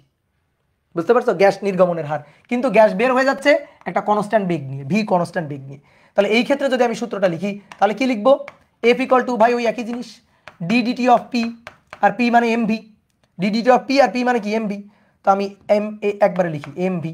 এবার বাইরে যাবে কি? এবার বাইরে যাবে ভি, ঠিক আছে? বেগ কমে যাচ্ছে না, না একটা নির্দিষ্ট বেগে বের হয়ে যাচ্ছে। ধরো একটা নির্দিষ্ট বেগে বের হয়ে যাচ্ছে, ঠিক আছে? বেগ কমে যাচ্ছে না, ধরো এখানে একটা নির্দিষ্ট বেগে, ধরো একটা ফুটবল থেকে হাওয়া বের হয়ে যাচ্ছে একটা নির্দিষ্ট বেগে। ঠিক আছে, অনেকে বলতে পারো ভাই বেগ তো পরিবর্তন হতেও পারে। হ্যাঁ পারে, সেটার জন্য তো আরো একটা ক্ষেত্র আছে। বেগ তো পরিবর্তন হতেও পারে, বেগের জন্য তো আরো একটা ক্ষেত্র আছে বেগ পরিবর্তনের জন্য। তাহলে ভি গেল বাইরে, তাহলে পরিবর্তন ভরের দেখো ডিএম বাই ডিটি, যে কনস্ট্যান্ট সে বাইরে আসবে, যার পরিবর্তন সে ভেতরে থাকবে। তাহলে এটাও কিন্তু একটা সূত্র, যে F equal to V DM D T, বুঝছো? F equal to V D M by D T, এই যে এটা সূত্র। তাহলে এটাও কিন্তু নিউটনের গতির একটা সূত্র, যেটা আমরা জানতাম না। ঠিক আছে, এটাও কিন্তু নিউটনের গতির একটা সূত্র, যেটা আমরা জানতাম না। আমাদের শুধু দেখানো হয়েছে এফ ইকুয়াল টু এম এ, এটা দেখানো হয় নাই, কারণ আমাদের তো এগুলো পড়ানো হয় নাই। এর আরও অনেক ক্ষেত্র আছে, এরপরে আমরা যখন ম্যাথ করবো তখন দেখতে পারবো।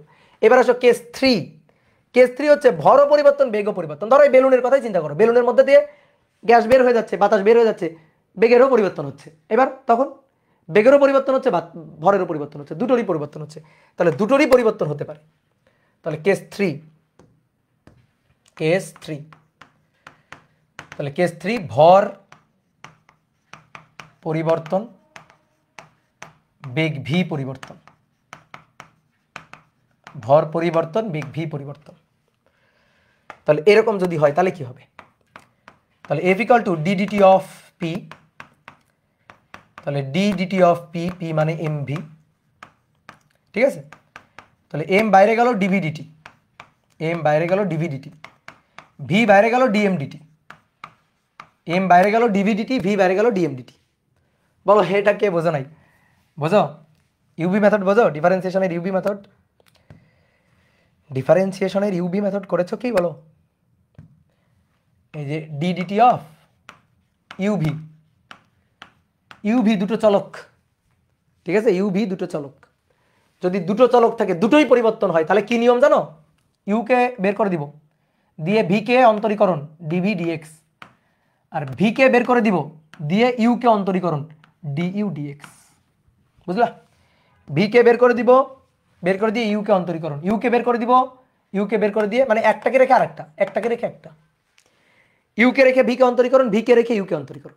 এই তো গুড, অনেকে করছি, গুড, ভেরি গুড। তাহলে কি হবে এবার বলো? তোমরা নিজেরাই বলতে পারবা, নিজেরাই বলতে পারবা, নিজেরাই বলতে পারবা। এম কে রেখে ডিভি ডিটি আর ভি কে রেখে ডিএম ডিটি, ভি কে রেখে ডিএম ডিটি।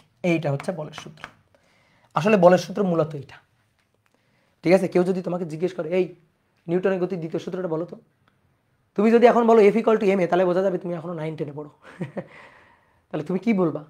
তুমি তারা বলবা, যদি দোষ ঘাড়ে নিতে না চাও তাহলে তুমি বলবা যে F equal to D DT of P, মানে এইটা, এই যে তুমি বলবা এইটা। এবার এটার মধ্যে ক্ষেত্র 3 আছে, এটার মধ্যে ক্ষেত্র 2 আছে, এটার মধ্যে ক্ষেত্র 1 আছে, তিনটাই আছে, ঠিক আছে? ডি ডিটি অফ পি সবগুলোর সবগুলোর, ঠিক আছে? মাদার ল তো এইটা, তাই না? কথা বুঝছো?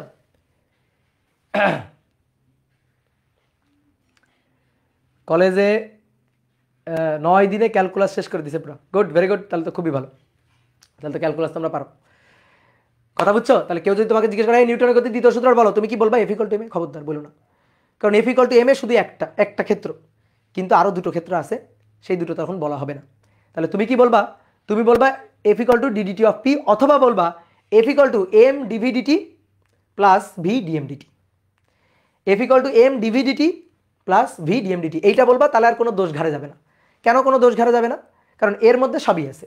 তোমার এবার আমি দেখাই, দেখো এইটার মধ্যে তুমি প্রথম দুইটা পাবা, এটার মধ্যে তুমি প্রথম দুইটা পাবা, বলো তো পাবা কিনা? এটার মধ্যে প্রথম দুইটা পাওয়া যাবে কিনা? উত্তর হচ্ছে হ্যাঁ, পাওয়া যাবে এটার মধ্যে। কিভাবে দেখো তো? ধরো এম কনস্ট্যান্ট, এম কনস্ট্যান্ট, তো ভাই যদি এম কনস্ট্যান্ট হয়, দেখো দেখো তাকাও তাকাও, এম যদি কনস্ট্যান্ট হয়, এম যদি কনস্ট্যান্ট হয় তাহলে ডিএম ডিটি তো 0। এম যদি কনস্ট্যান্ট হয় তাহলে তার তো কোনো পরিবর্তন হয় না, যে কনস্ট্যান্ট তার কি কোনো পরিবর্তন হয়? ডিএম ডিটি 0, এই যে ডিএম ডিটি এটা 0। এম যদি কনস্ট্যান্ট হয় তাহলে ডিএম ডিটি 0, তাহলে এটা 0। তাহলে এফ ইকুয়াল টু তখন হবে এম ডিভি ডিটি। দেখি তো মেলে কিনা, মেলে কিনা, মেলে কিনা। এম যদি কনস্ট্যান্ট হয়, কই এম কনস্ট্যান্ট, এই যে এম কনস্ট্যান্ট, তাহলে এফ ইকুয়াল টু এই যে এম ডিভি ডিটি, আর ডিভি ডিটি মানে এ, ডিভি ডিটি মানে এ, তার মানে এম এ, ওই যে সেই সূত্র।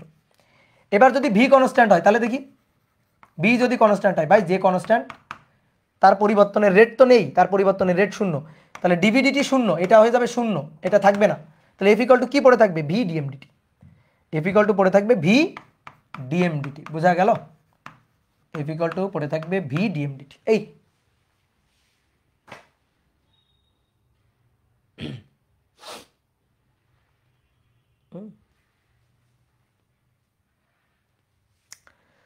কি কথা বুঝছো?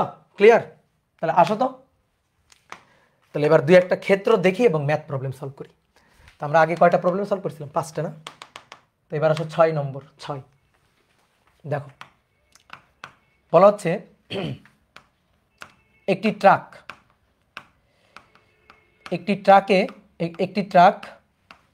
50 মিটার পার সেকেন্ড বেগে সমবেগে চলছে।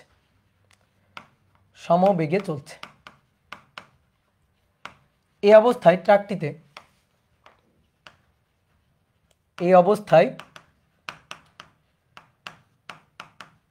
ট্রাকটিতে 10 কেজি পার সেকেন্ড হারে বালু লোড করা হচ্ছে। বালু লোড করা হচ্ছে। এই অবস্থায় ট্রাকটিতে 10 কেজি পার সেকেন্ড হারে বালু লোড করা হচ্ছে। ট্রাকটিকে সমবেগে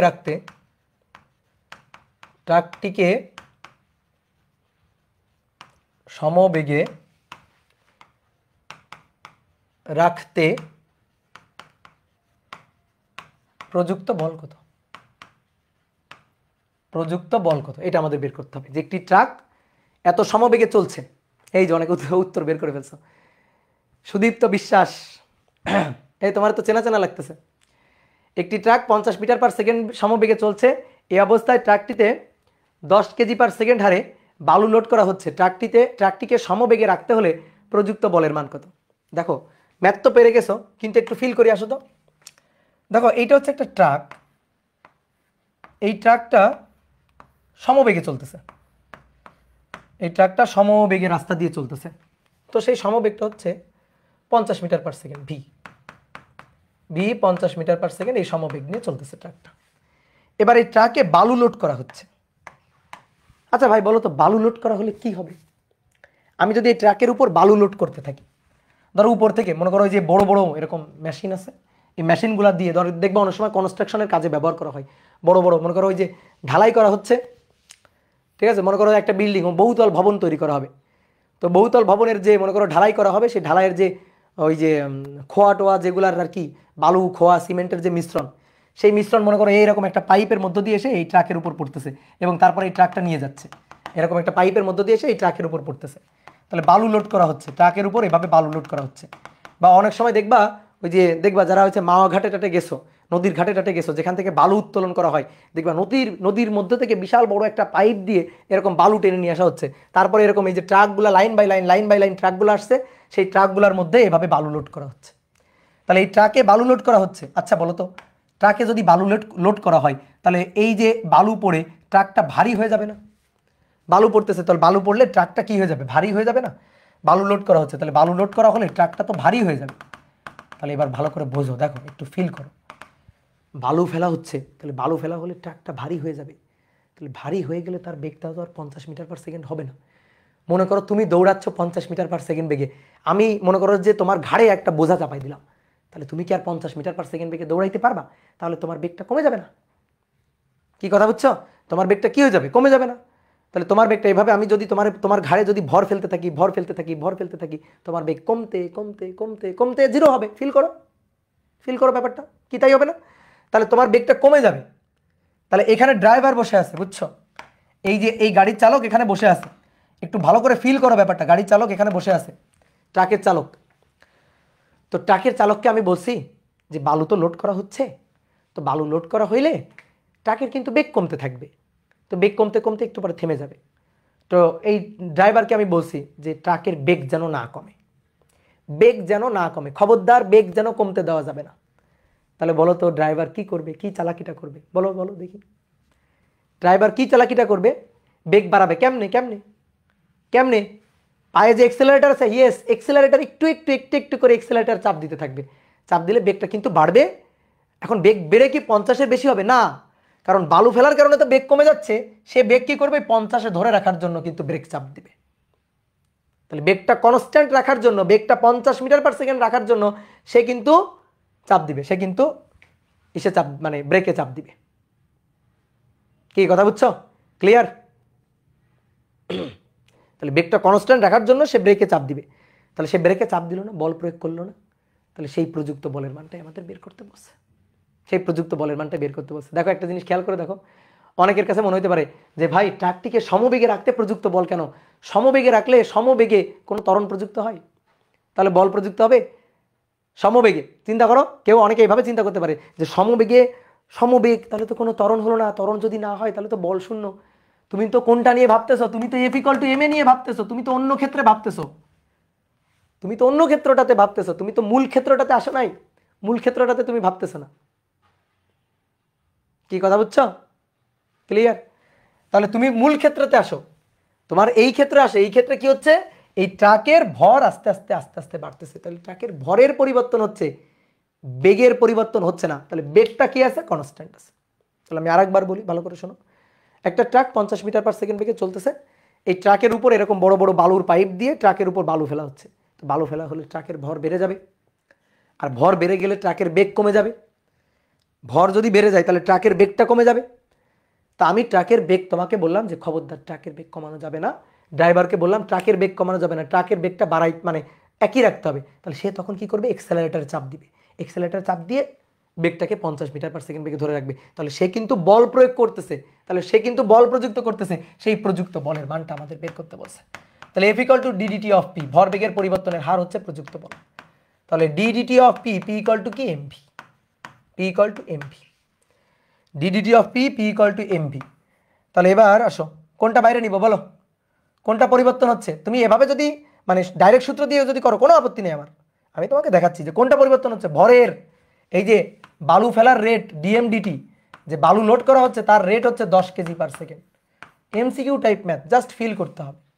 এম গেল, ভি গেল বাইরে, এম তো খবরদার বাইরে যাবে না, ভি গেল বাইরে ডিএমডিটি। তাহলে ভি এর মান, বেগের মান কত, বেগের মান কত 50 মিটার পার সেকেন্ড, আর ডিএমডিটি কত, ডিএমডিটি 10। তাহলে 500 নিউটন বল প্রযুক্ত করা হচ্ছে, 500 নিউটন বল প্রযুক্ত করা হচ্ছে। কথা বুঝছো কি, ক্লিয়ার? এবার দেখো যদি এরপরও কেউ না বুঝো কোনো সমস্যা নেই, চিন্তা করো, আসো ট্রাক দিয়েই বুঝাবো তোমারে। এটা একটা ট্রাক, এটা একটা ট্রাক, এই ট্রাকটা এই ট্রাকটা 10 মিটার পার সেকেন্ড বেগে চলতেছিল। ট্রাকের ভর 80 কেজি, 80 কেজি ভরের ট্রাক। ঠিক আছে, ট্রাকটা চলতেছে চলতেছে চলতেছে কত বেগে, 10 মিটার পার সেকেন্ড বেগে। ট্রাকের ভর কত কেজি, 80 কেজি। এইবার ট্রাকটা চলতেছে এই অবস্থায়, ট্রাকটা চলতেছে এই অবস্থায়, এই অবস্থায় জায়েদ খান, কে বলো, জায়েদ খান। এই জায়েদ খান কি করছে, এই ট্রাকের উপর লাফ দিয়ে পড়ছে। মানে মনে করো ট্রাকটা চলতেছে, ধরো তুমি ট্রাক চালায় যাচ্ছ, তুমি ধরো ড্রাইভার, তো তুমি ট্রাক চালায় যাচ্ছ, ঠিক আছে, তুমি ট্রাক চালায় যাচ্ছ। এবার তুমি দেখতেছো কি ও যে রাস্তায় গাছের ডাল ধরে জায়েদ খান ঝুলে আছে। তো এবার কি হয়েছে, ট্রাক নিয়ে যাচ্ছ, জায়েদ খান লাফ দিয়ে তোমার ট্রাকের উপর পড়ছে। ঠিক আছে, গাছের ডালটা ছেড়ে দিয়ে জাস্ট তোমার ট্রাকের উপর পড়ে গেছে জায়েদ খান। এই যে জায়েদ খান ট্রাকের উপর বসে গেছে। জায়েদ খানের ভর হচ্ছে 20 কেজি। বলো তো, তুমি তো সমবেগে চালায় যাচ্ছিলা, কত বেগে চালায় যাচ্ছিলা বলো, তুমি কত বেগে চালায় যাচ্ছিলা বলো, 10 মিটার পার সেকেন্ড বেগে চালায় যাচ্ছিলা। জায়েদ খান 20 কেজি ভরে জায়েদ খান বসে গেছে। এবার বলো, এবার দেখি বলো কেমন বুদ্ধি তোমার, বলো তোমার গাড়ির বেগ কত এখন, এখন তোমার গাড়ির বেগ কত বলো। জায়েদ খান বসে, তোমার গাড়িটা ভারী হয়ে গেছে না, 100 কেজি হয়ে গেছে না, তাহলে তোমার বেগ কিন্তু আর 10 নেই। তাহলে বেগের মানটা কত হয়ে গেছে এবার বলো তো, 8, ইয়েস 8 মিটার পার সেকেন্ড। কেমনে, ভর বেগ সংরক্ষণশীল, ভর বেগ সংরক্ষণশীল, তাই না? ভর বেগ, আদি ভর আদি বেগ, পি ইনিশিয়াল পি ফাইনাল, ভর বেগ সংরক্ষণশীল। তাহলে পি ইনিশিয়াল, ইনিশিয়াল ভর ইনিশিয়াল বেগ 80 গুণ 10, ফাইনাল ভর 100, আর ফাইনাল বেগ সেটাই বের করতে চাই। তাহলে কত, 800 ভাগ 100, তাহলে ভি এর মান 8। তাহলে দেখো গাড়ির বেগটা কমে গেছে, তোমার হাতে নাতে দেখাই দিলাম। আসলে তুমি দৌড়াচ্ছিলে, তোমার ঘাড়ে যদি কেউ লাফ দিয়ে বসে পড়ে তো তোমার বেগ কমে যাবে না, স্বাভাবিক। তাহলে বেগটা কি হলো, কমে গেল, বেগটা কি হলো, কমে গেল। কমে কত হলো, 8 মিটার পার সেকেন্ড হলো, বেগটা কমে 8 মিটার পার সেকেন্ড হলো, তাই না? এইবার তুমি ড্রাইভার, তোমাকে আমি বললাম তোমার যে বেগ কমে গেল, তুমি তো কোনো ব্রেক দাও নাই, বলো তো তুমি কি কোনো ব্রেক দিছো বলো। তোমার বেগটা যে কমে গেল, তুমি কি কোনো ব্রেক দিছো না? তুমি কিন্তু 10 মিটার পার সেকেন্ড বেগে চালাচ্ছিলা, তুমি কিছুই দাও না, ব্রেকও দাও না, এক্সেলারেটরও দাও নাই, হঠাৎ করে বেগ কমে গেছে। তাহলে অবশ্যই বেগ কমানোর পিছনে কোনো একটা বল দায়ী আছে, গাড়ির বেগ কমানোর পিছনে কোনো একটা বল দায়ী আছে, না হলে গাড়ির বেগটা কেন কমলো? অবশ্যই বল ক্রিয়া করে গাড়ির বেগটা কমাইছে, তাই না? তাহলে সেই বলটা ক্রিয়া করে গাড়ির বেগটা কমাইছে, তাহলে গাড়ির বিরুদ্ধে একটা বল ক্রিয়া করছে। তোমার কি করতে হবে জানো, গাড়ির বেগটাকে যদি 10 মিটার পার সেকেন্ড বেগে ধরে রাখতে হয়, তোমার বেগটা যদি গাড়ির বেগটা যদি 10 মিটার পার সেকেন্ড বেগে ধরে রাখতে হয়, তাহলে তোমার এই বলের বিরুদ্ধে বল দিতে হবে, সমপরিমাণ বল দিতে হবে। তাহলে এবার আমি যদি তোমাকে জিজ্ঞেস করি তুমি তাহলে কি করবা, গাড়ির বেগটাকে 10 মিটার পার সেকেন্ড বেগ ধরে রাখার জন্য, গাড়ির বেগ তো 8 মিটার পার সেকেন্ড বেগ হয়ে যাবে, 8 মিটার পার সেকেন্ড বেগ হইতে দেওয়া যাবে না। তাহলে তুমি বুদ্ধি করো তো, বুদ্ধি করে কি করবা? তুমি যদি গাড়ির বেগটা 10 মিটার পার সেকেন্ড ধরে রাখতে চাও, তাহলে তুমি তাড়াতাড়ি এক্সেলারেটর চাপ দিয়ে বেগটা বাড়ায় 10 মানে 10-এ রাখবা, 10 থেকে কমতে দিবা না। তাহলে তুমি তখন এক্সেলারেটর দিয়ে বল প্রয়োগ করলা না গাড়ির উপর, বলো তো? তাহলে গাড়ির উপর তুমি বল প্রয়োগ করছো, প্রযুক্ত বল প্রয়োগ করছো, তাহলে সেই বলের মানটা আমরা বের করবো কেমনে, বের করবো কিভাবে? কেউ যদি বলো যে ভাই এভাবে বের করেন, এফ ইকুয়াল টু এম এ, আরে ভাই এফ ইকুয়াল টু এম এ দিয়ে তো হবে না, কারণ এ তো 0, কারণ 10 মিটার পার সেকেন্ড আমি 10 মিটার পার সেকেন্ডই রাখছি, তাই না? 10 মিটার পার সেকেন্ড আমি 10 মিটার পার সেকেন্ডই রাখছি, তাহলে 10 মিটার পার সেকেন্ড বেগ কনস্ট্যান্ট, তো বেগ যদি একই থাকে তাহলে এর মান কত? 0। তাহলে তুমি কি এই সূত্র দিয়ে কোনোদিন বলের মানটা বের করতে পারবা? পারবা না। F = ma হবে না, কারণ এবার তো বেগটা কনস্ট্যান্ট, চেঞ্জ হয়েছে ভরের, জায়েদ খান বসে গেছে। তাহলে তখন তুমি প্রযুক্ত বলটা বের করবা কিভাবে? F = v constant dm dt দিয়ে বের করবা, dm dt দিয়ে বের করবা। তাহলে এই যে বেগটা কত? বেগ হচ্ছে 10, আর জায়েদ খান বসে গেল, ওই যে বালু বসে গেল, বালু ট্রাকে বালু লোড করা হলো, তার মান কত? ধরো যে সেকেন্ডে 20 কেজি, ধরো জায়েদ খান বসে গেছে 1 সেকেন্ডে 20 কেজি ভর বসে গেছে, ঠিক আছে? সেকেন্ডে 20 কেজি, তাহলে 20, তাহলে প্রযুক্ত বল 200 নিউটন। এই যে এইভাবে করলাম, সেম আগের ম্যাথটা, সেম আগের ম্যাথটা। তাহলে দেখো তো, এইবার তোমরা একটু বলো তো, এই জিনিসটা তোমরা বলবা। এবার মনে করো তুমি জায়েদ খানকে নিয়ে যাচ্ছ গাড়িতে করে, তুমি ট্রাকে করে জায়েদ খানকে নিয়ে যাচ্ছ, এই যে জায়েদ খান, ঠিক আছে? তুমি ট্রাকে করে যাচ্ছ, জায়েদ খানকে নিয়ে ট্রাকে করে যাচ্ছ। এবার জায়েদ খান একেবারে কর্নারে বসে আছে, ট্রাকের পিছনে এখানে কর্নারে বসে আছে, তুমি ড্রাইভার, তুমি গাড়ি চালায় যাচ্ছ, ঠিক আছে? এটা স্টিয়ারিং, তুমি চালায় যাচ্ছ। তো জায়েদ খান একেবারে কর্নারে বসে আছে, তো জায়েদ খানের ভর কত? 20 কেজি। জায়েদ খানের ভর 20 কেজি, গাড়ির ভর হচ্ছে 80 কেজি, গাড়ি চলতেছে 8 মিটার পার সেকেন্ড বেগে, 8 মিটার পার সেকেন্ড বেগে চলতেছে। এবার জায়েদ খান দুম করে পড়ে গেছে, এই যে জায়েদ খান দুম করে পড়ে গেছে, দুম করে পড়ে গেছে, ঘুমাই গেছিল, পিছনে বসে ঘুমাই গেছিল বসে দুম করে পড়ে গেছে, জায়েদ খান পড়ে গেছে। এবার বলো তো, জায়েদ খান পড়ে গেলে হালকা হয়ে গেল না? জায়েদ খান পড়ে গেলে গাড়িটা হালকা হয়ে গেল না? বলো, গাড়িটা হালকা হয়ে গেল না? তাহলে হালকা হয়ে গেলে ঘটনাটা কি ঘটলো? জায়েদ খান যদি দুম করে পড়ে যায় তাহলে হালকা হয়ে গেল, হালকা হয়ে গেলে কি হলো? গাড়ির বেগ বেড়ে যাবে, তাই না? কত কত হবে বলো তো দেখি? 10 হবে, ইয়েস 10 হবে। তো গাড়ির বেগ তো 10 হইতে দেওয়া যাবে না, গাড়ির বেগ 8-এ রাখতে হবে। তখন তুমি কি করবা? জায়েদ খান পড়ে যাওয়ার সাথে সাথে তখন তুমি কি করবা? গাড়ির বেগ তো 10 হইতে দেওয়া যাবে না, 8-ই রাখতে হবে। তাহলে তখন কি করবা? ইয়েস, আস্তে আস্তে ব্রেক দিবা, ব্রেক দিয়ে তুমি গাড়ির বেগটাকে 8-এই রাখবা, 8-এই রাখবা। তাহলে ভিটাকে কনস্ট্যান্ট রাখতেছো, দেখো তো ব্রেক দিয়ে, চিন্তা করো, দেখো এই যে ব্রেক দিয়ে ভি কনস্ট্যান্ট রাখছো, ভি কনস্ট্যান্ট রাখছো। তাহলে এবার যদি তোমার কেউ বলে এই বল বের করো, তা তুমি তখন লিখলা F = ma।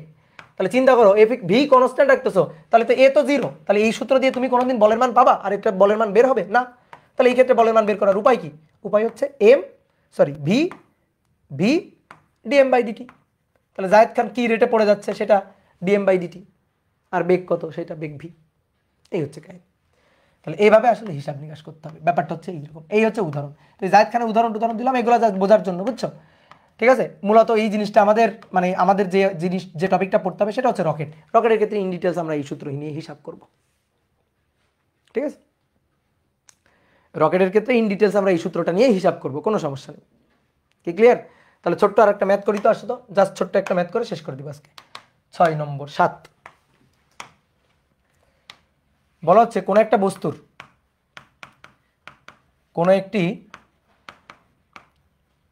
বস্তুর ভর m হচ্ছে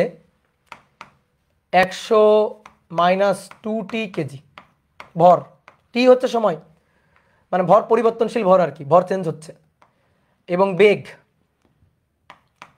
v = 50t + 50 + 3t, 50 + 3t এত মিটার পার সেকেন্ড। এটা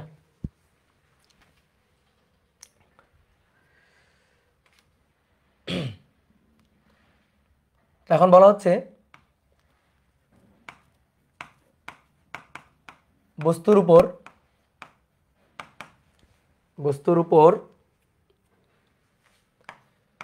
t = 4 সেকেন্ডে প্রযুক্ত বল কত? t = 4 সেকেন্ডে প্রযুক্ত বল কত? বলো, ভর কি? ভরটা কেমন ভর? পরিবর্তনশীল ভর। বেগটা কেমন বেগ? পরিবর্তনশীল বেগ। ভরটা পরিবর্তনশীল ভর, বেগটা পরিবর্তনশীল বেগ, তাই না? তাহলে বস্তুর উপর বল প্রযুক্ত হচ্ছে, প্রযুক্ত বল F। বলো কোন সূত্রটা লিখবো? ddt mv। ভরও কনস্ট্যান্ট না, টি আছে, সময়ের উপর নির্ভর করে। বেগও কনস্ট্যান্ট না, টি আছে, সময়ের উপর নির্ভর করে। তাহলে বলো কোন সূত্রটা লিখবো, কোন সূত্রটা? কেস 3। Good, very good. তাহলে এম কে রেখে ডিভি ডিটি আর ভি কে রেখে ডিএম ডিটি। তোমরা কেউ লিখবা না আগে? দেখো একটু, দেখো একটু, মানগুলো এনে বসাই দিলেই তো কাজ শেষ নাকি? ডিভি ডিটি মানগুলো এনে বসাই দিব, ভি ডিএম ডিটি মানগুলো এনে বসাই দিব, বসাই দিলেই কাজ শেষ। তা আমাদের কয় সেকেন্ডে বলছে? টি ইকুয়াল টু 4 সেকেন্ডে প্রযুক্ত বল বের করতে বলছে। তাহলে আসো টি ইকুয়াল টু 4 সেকেন্ডে প্রযুক্ত বল বের করবো। তাহলে আমাদের দরকার ডিভি ডিটি। তো ভি যদি হয় 50 প্লাস 3t, আচ্ছা একবারে এখানেই লিখি না, একবারে এখানেই যদি লিখি তাহলে এম ডিডিটি অফ বেগ ভি, ভি হচ্ছে 50 যোগ 3t, এবার V DDT of M 100 minus 2t। বুঝলা? তাহলে দেখো তো ভাইয়া, বোর্ডে দেখো, দেখো এই যে ভি এর ফাংশন বসালাম, এম এর ফাংশনটা বসালাম। অনেকে বলতে ভাই এখানে কেন এম লিখলেন না? লিখতে পারো, কোনো সমস্যা নেই, ঠিক আছে, এখানেও তুমি এম লিখতে পারো, কোনো সমস্যা নেই, ঠিক আছে। তো আমরা বড় করতেছি না, আপাতত ছোট করে রাখি। এম দেখো, M DDT of 50 plus 3t, 50কে করলে 0, ডিফারেন্সিয়েট করলে সময়ের সাপেক্ষে, প্লাস হচ্ছে 3, এই যে 3t মানে 3। তারপরে V, V DDT of 100 minus 2t, তাই 100কে করলে 0, মাইনাস হচ্ছে 2t, তাহলে 2 ইন্টু টি মাইনাস 2 বাইরে গেল, টিকে টি এর সাপেক্ষে করলে 1। এইবার আসো এম আর ভি এর মান বসাবো। তো এম ইকুয়াল টু কত? 100। এবার লিখে আসো 100 minus 2t into 3 plus V হচ্ছে 50 প্লাস 3t এর সাথে গুণ হচ্ছে মাইনাস 2। এবার মান বসাও। কয় সেকেন্ডে চাইছে? 4 সেকেন্ডে, তাহলে 4 বসাও। তাহলে 100 বিয়োগ 2 গুণ 4, এর সাথে গুণ হবে 3, আর 50 যোগ 3 গুণ 4, এর সাথে গুণ হবে মাইনাস 2। তাহলে এবার এখান থেকে মান বের করবো। তাহলে 100 বিয়োগ 4 দুগুণে 8 যা হবে, তার সাথে গুণ 3, এবার যোগ 50 যোগ 3 4 12 গুণ মাইনাস 2, 152, 152 নিউটন। শেষ, এই যে 152 নিউটন। কি সহজ না? এই তো অনেকে উত্তর বের করে ফেলছো, গুড, ভেরি গুড, তোমাদের থ্যাংক ইউ। এখন তোলো, এখন তোলো, আমাদের আজকের পড়া এখানে শেষ। তোমরা এখন তুলতে পারো, তোমরা এখন তুলতে পারো। তোমাদের অনেক কষ্ট দিয়ে ফেললাম।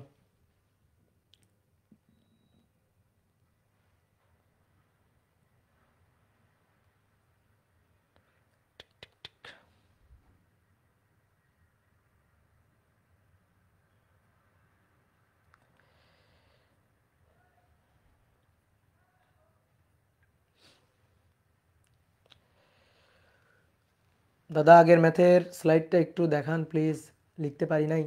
আচ্ছা দেখাচ্ছি, স্লাইডটা এখনই দিয়ে দিব, ক্লাস শেষেই তো স্লাইড দিয়ে দিব।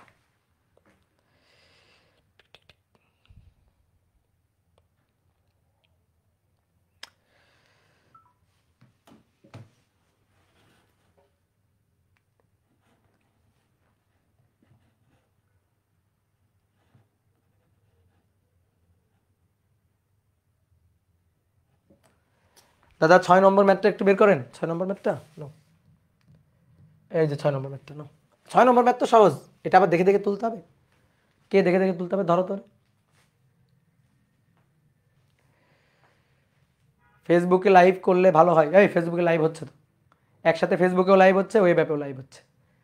ফেসবুকে লাইভ করলে ভালো হয়, কেন ফেসবুকে লাইভ হচ্ছে না? ফেসবুকে লাইভ হচ্ছে তো। লাইভ ক্লাসে রুটিনটা দিলে ভালো হয়, রুটিন দেখবা গ্রুপের পোস্টে দেওয়া আছে রুটিন।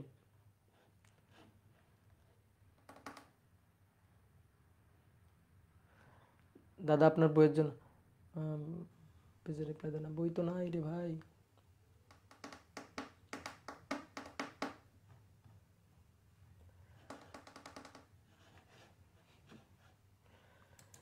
দীপ্ত বসে আপনার ক্লাস আমি পেন্সিল দিয়ে রেকর্ড করি। পেন্সিল দিয়ে না, কলম দিয়ে করবে। আমি যেগুলো কেটে দিই ওগুলো রেখে দিবা খাতায়, তাহলে পরবর্তীতে রিভিশন দেওয়ার সময় বা পরীক্ষার হলে গিয়ে ওই আকামটা করবা না, বুঝছো? এই কারণে আমি যেভাবে করি ওভাবেই তুলবা। এত এত মনে করো শর্টকাট খোঁজ করতে যাইও না, দেখবা পরীক্ষায় হলে গিয়ে ওই ভুলটাই করে আসছো। ওকে, তাহলে সবাইকে tata, bye bye, good night. Good night.